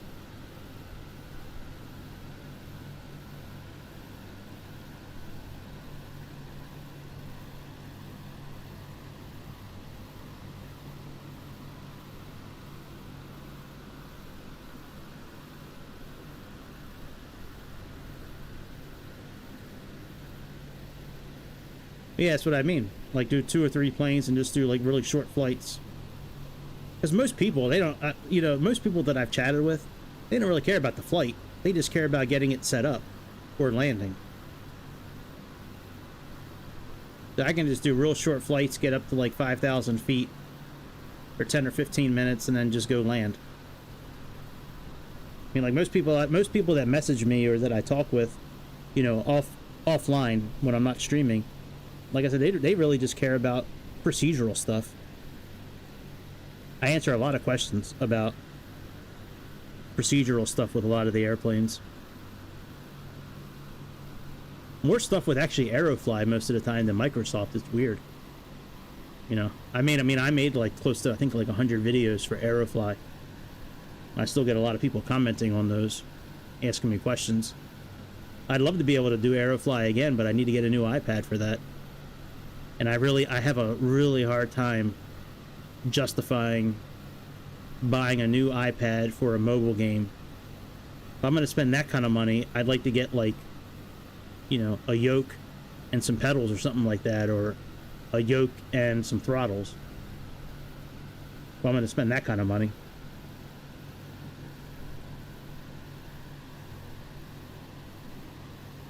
Yeah.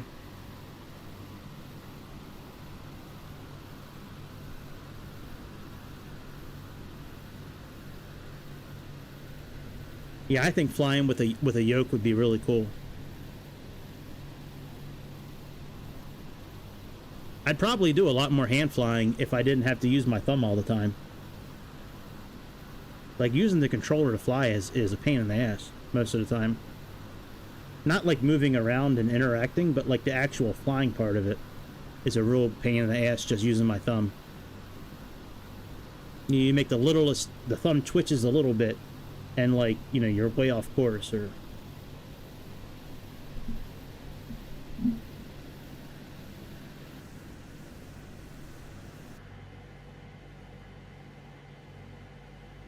$17 miles. Let's see if they can pick up Baltimore yet.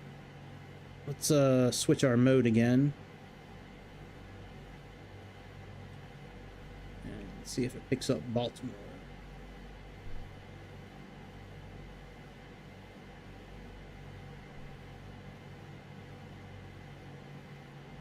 Nope, not yet. All right. We may have to fly this localizer as a back course for a while. You know, where we fly past it and just stay on a certain heading with it.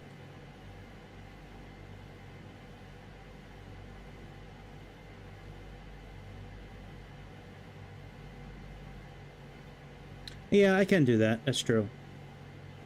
Thing is, though, like, I don't know if I want to do that. Like, I don't know if I want to, like, reduce the sensitivity. But yeah, no, that's true. I can do that.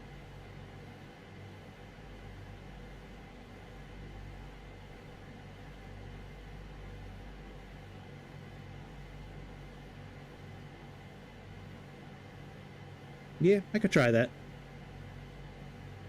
Not a bad idea.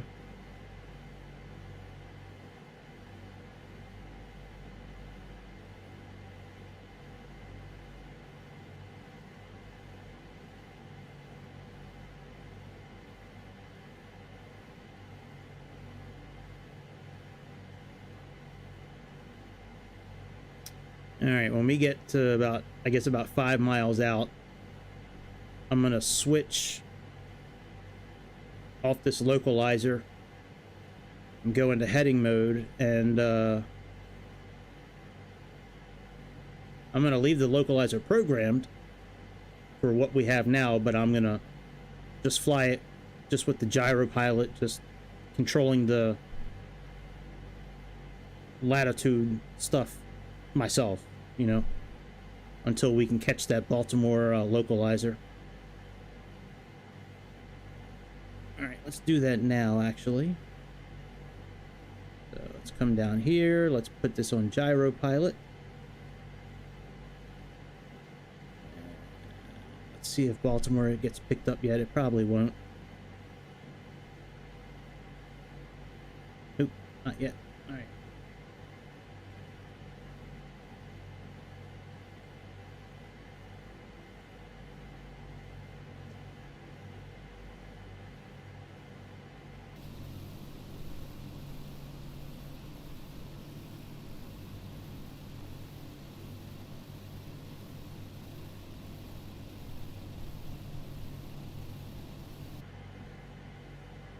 I would like to put this on 285, but that's pretty close to actually where it's set right now. Actually, 285 is the heading for our heading for our landing. That's on 281 right now, so that's not too far off.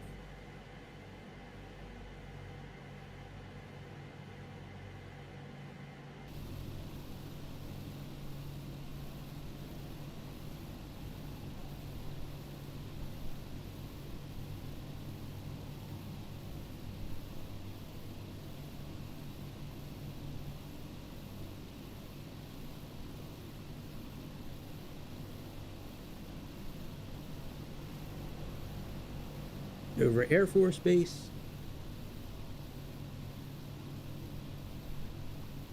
Delaware Air Park.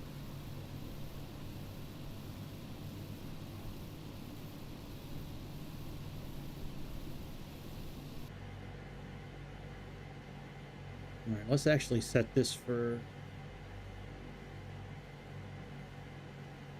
Nah, we'll leave it.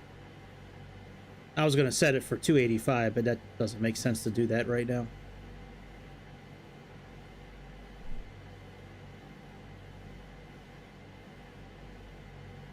Oh, we got Baltimore. All right, let's set this thing for 285.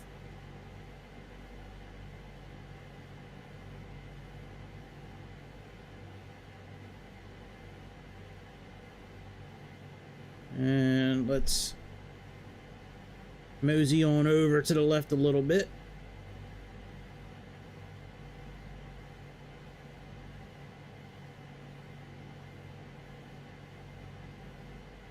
I love flying this plane, man. This plane is so fun to fly.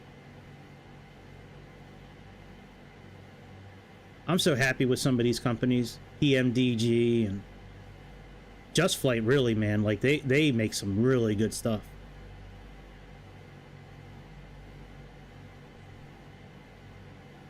God, the amount of detail that went into that Vulcan is absurd. That's crazy, the attention to detail they had on that plane, and getting all the systems to work and the sounds. And I wasn't expecting, like, co-pilots and shit and engineers to be yelling out speeds and stuff while I was taking off. When I first took off in it, I was like, oh my god, that's awesome. I just wish Microsoft would change their position on allowing munitions to be dropped from these airplanes, because that would have been awesome to fly like over someplace and just drop some bombs.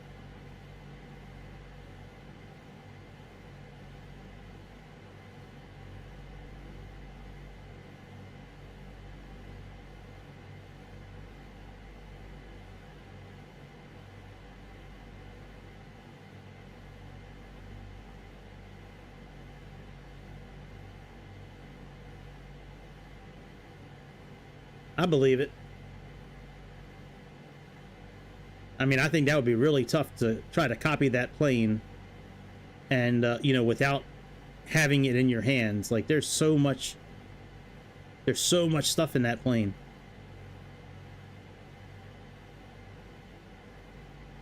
We can actually click on this localizer here momentarily.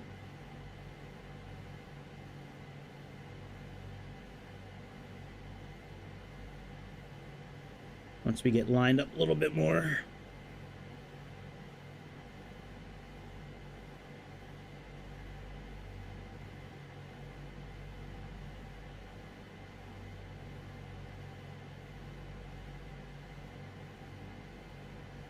No, hang on, I'm gonna turn off live weather, because I really don't know what the METAR is, so let's do that.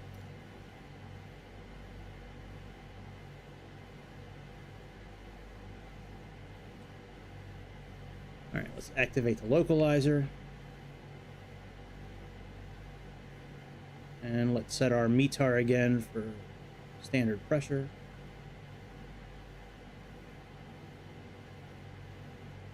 Oops, wrong way.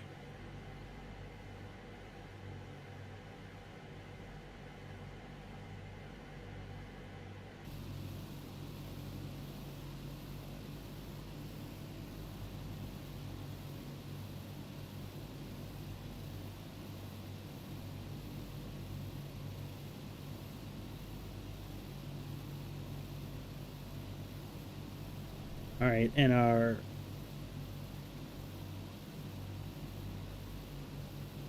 yeah, that's true.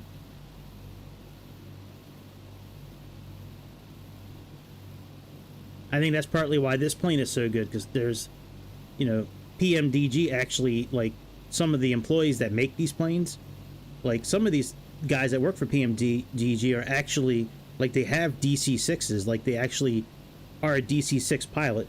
I thought that was crazy. When I saw that, I was like, oh my god. No wonder it's so good. Alright, we got 109.7 is our ILS. Let's program in 109.7. Here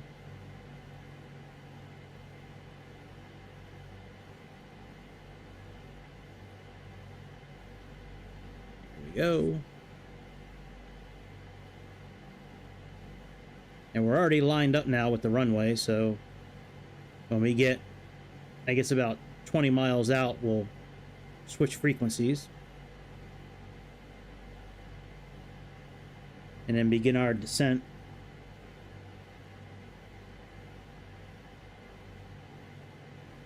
Well, we need to get down to about 2,000 feet.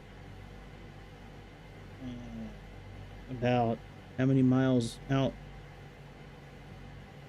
That's 2 miles, that's 6 miles, 12 miles. So actually, let's get down to 2,000 feet now. I mean, we don't need to play by any kind of rules tonight. Let's just go ahead and 26 inches, please. get down to 2,000 now. That way we're already at our... because we're going to need time to slow down.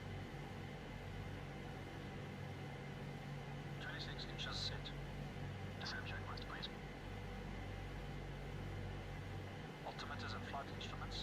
Once they're done this checklist, we'll Seatbelt signs on. click this again to deactivate it so we can take control of the throttle. Engine blow is low. Low. Descent checks are complete.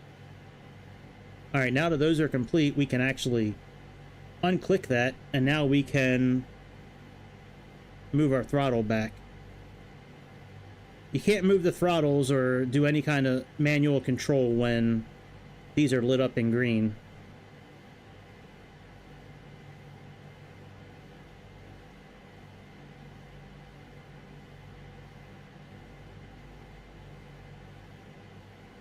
Yeah, I guess it does. I don't know. I've never flown a real 737, but that plane feels great.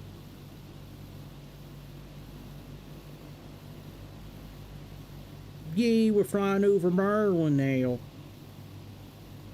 I think we're over Maryland. I think Churchill's in Maryland. Section Farms. I wonder if the Key Bridge is still there.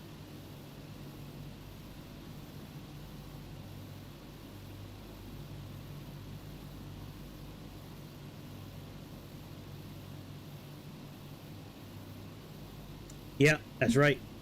They did.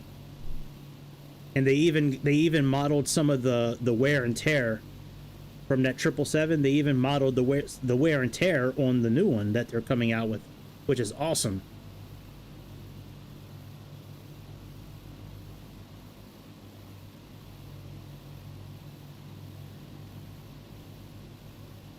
All right, we'll get down to like 2,500 feet. Oh, I don't think I turned photogrammetry back on. I think I turned that off. Let me turn it back on. Oh, it is on. Never mind, false alarm.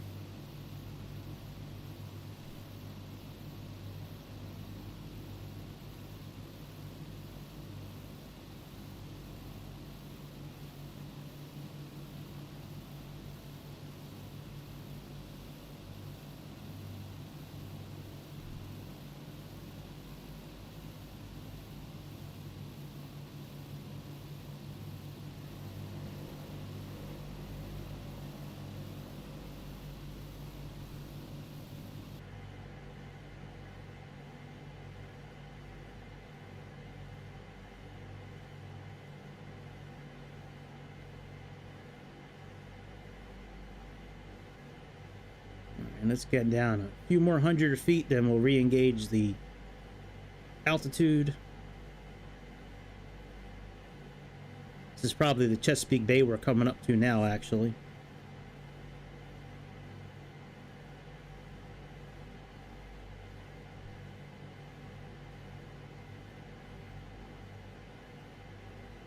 All right, let's hold here.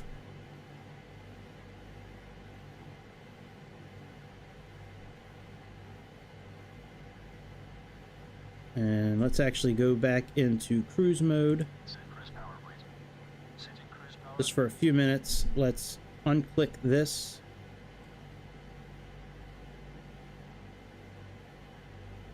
I am flying a real D. I feel like I'm really flying it.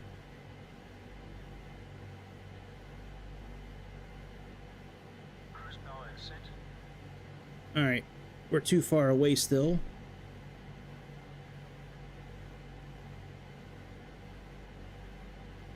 I really feel like I'm flying it.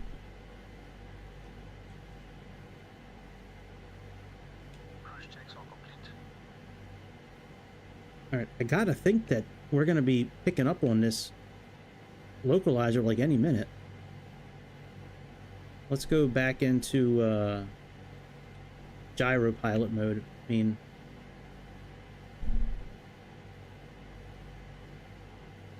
there we go. Okay. Let's click on localizer.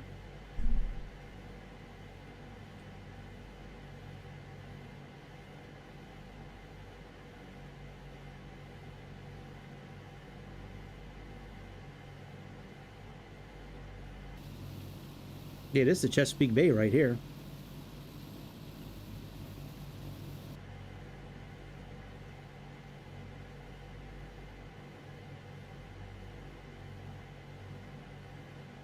Let's click on approach mode.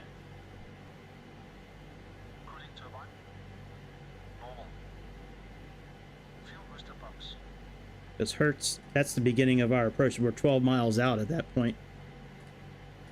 On low. Fuel tank selectors. Mains on. All right, let's click approach. Bypass valve. Down. No smoking signs. On. In-range checks complete.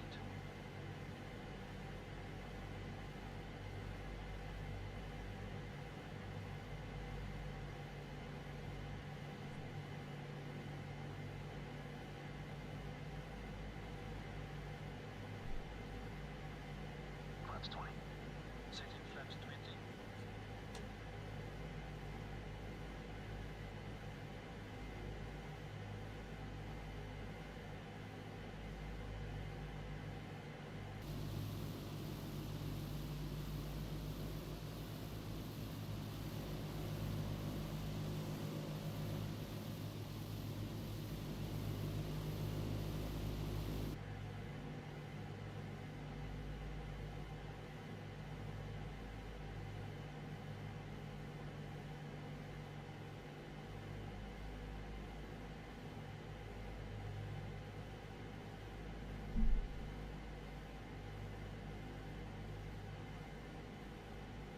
All right, let's click off this now. We can control the throttle ourselves. Flaps are halfway. Now, one thing I don't remember is if I need to click off the altitude hold button for the glide slope to work. That I don't remember. Once it comes in a little bit, once it gets close to capturing, well, I should probably click it off now, actually.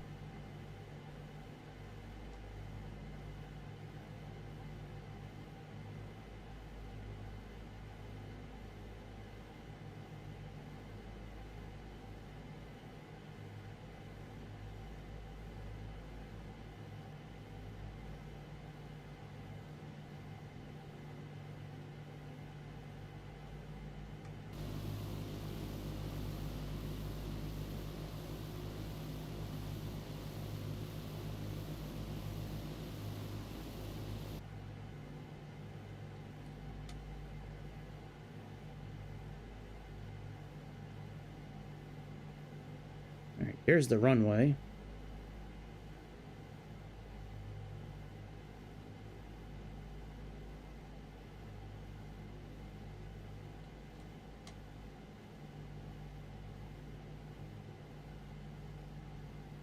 Glide slope is almost picked up.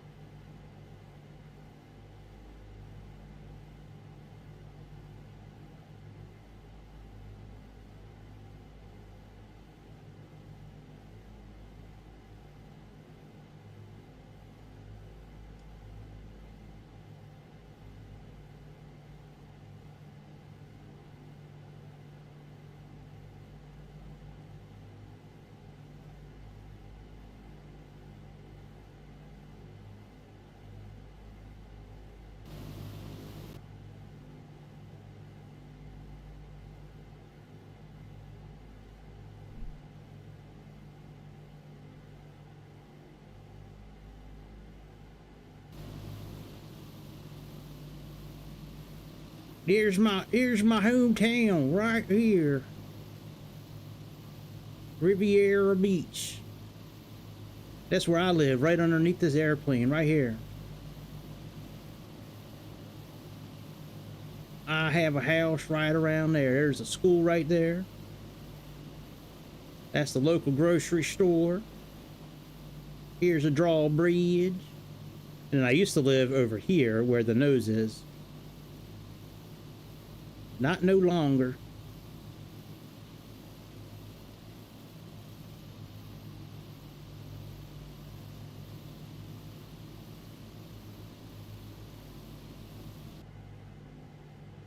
Man, this is the longest I've ever streamed. Good Lord, almost 4 hours.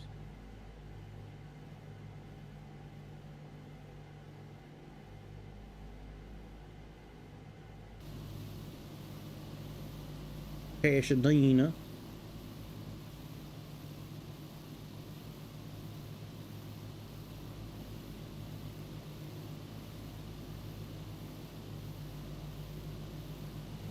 This Tanyard Springs right here.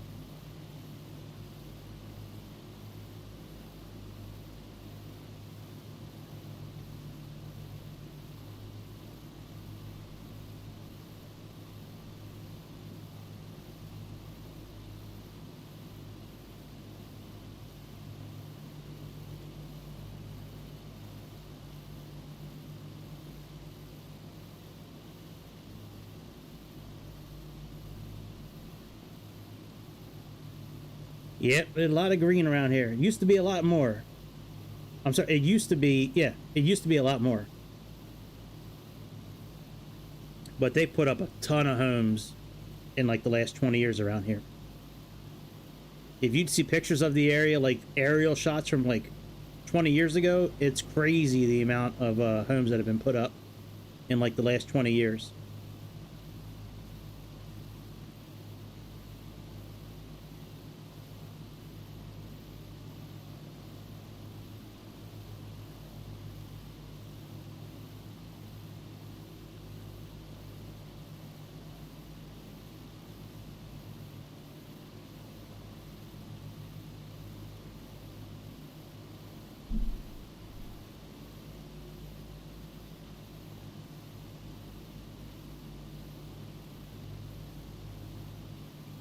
I've been fingerprinted in this building before. I had to get fingerprinted for getting my insurance license for California and Florida. I went there to get fingerprinted.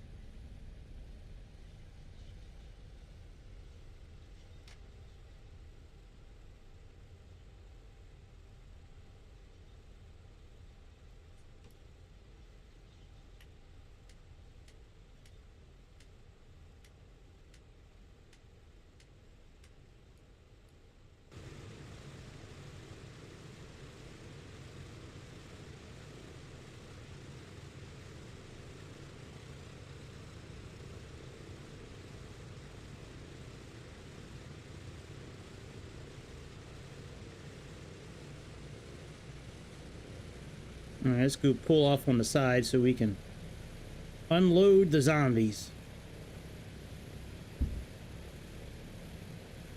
Then I can give my Xbox a break for a while.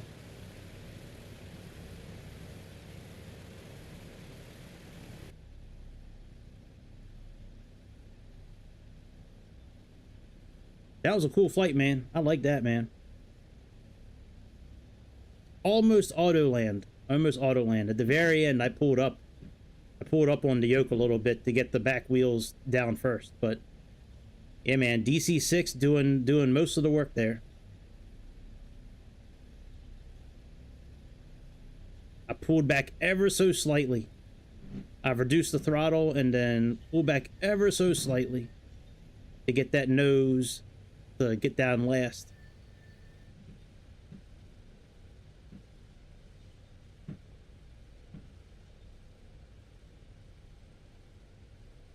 All right, let's park over here at the southwest hangar. We got to represent the flag over here and let Southwest know we're thinking about them.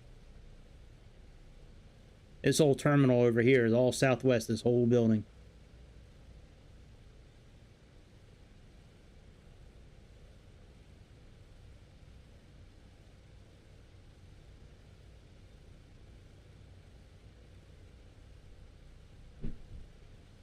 Alright, I think that's good. I know we're not lined up, but I don't really care. Alright, let's park. Parking brake is set. Cut entrance. Hey. Sure, Gavin. I mean, you're almost 19. You're almost 19. You don't have to ask me for a snack.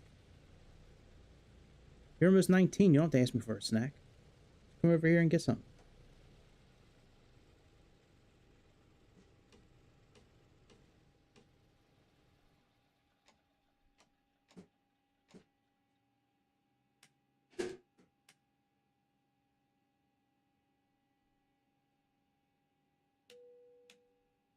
Take the bag into the hallway so you don't make a lot of noise. Take that whole bag into the hallway.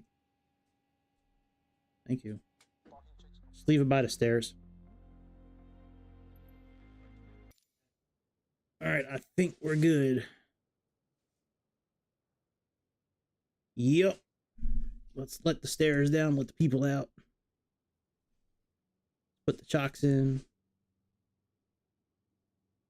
Let's open up all these exits.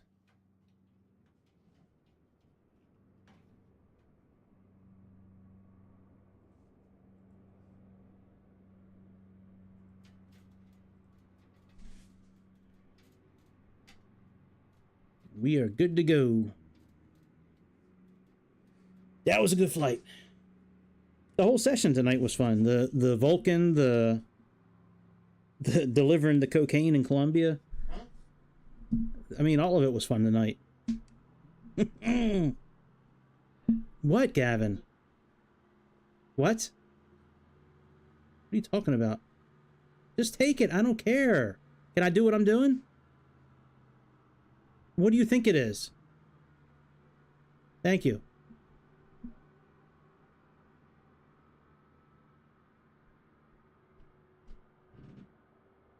Anyways, sorry about that. It's like the first time my son's seen a candy bar. Anyways, so I guess I'll be back tomorrow. Yeah, I will be, actually. Probably around 7 o'clock. 7 o'clock East Coast time. But we're probably not going to be flying anything. We're going to be on the ground. On the ground tomorrow. We might do some not Harry Potter. We might do well, here, let me show you what we got available. Hang on. Let's get out of here and then I'll show you what we got available. Let me shut it down properly. Oh, look at that thing.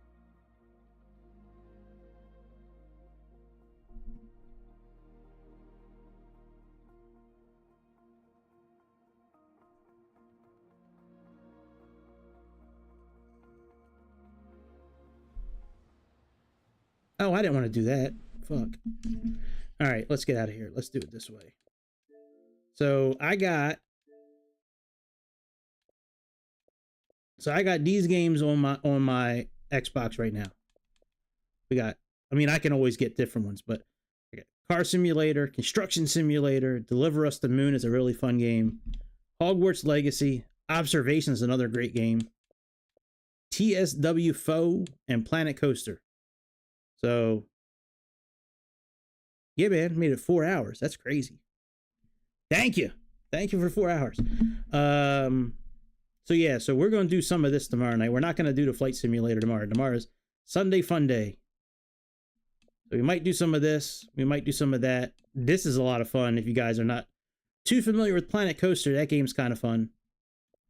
Hogwarts Legacy is boss. This game is amazing. This is a lot of fun. So we'll do some stuff tomorrow night. And I mean, well, actually, I don't really think I own anything else. Oh yeah, I have Red Dead, Subnautica. So I do have some other stuff, but anyway, that's about it, my friends. I will see y'all on the latest episode of the Airplane Show. Yeah, I think Train Simulator is a good thing for tomorrow. We got old trains and new trains, and new trains as well. Like, not new trains like new, like around the world, like new to me, that I really haven't used yet. So I'll be back tomorrow for sure around 7 p.m. East Coast time. We'll do some shit. We'll hang out, and then we'll start our week. We'll start our week on Monday. God, Monday's gonna come around so fast. Jesus. Anyways, I will see y'all beautiful people tomorrow. Hit subscribe, hit that like button, and I will see y'all then. Enjoy your Sunday. I will see y'all on the next episode of All About Aviation. See ya!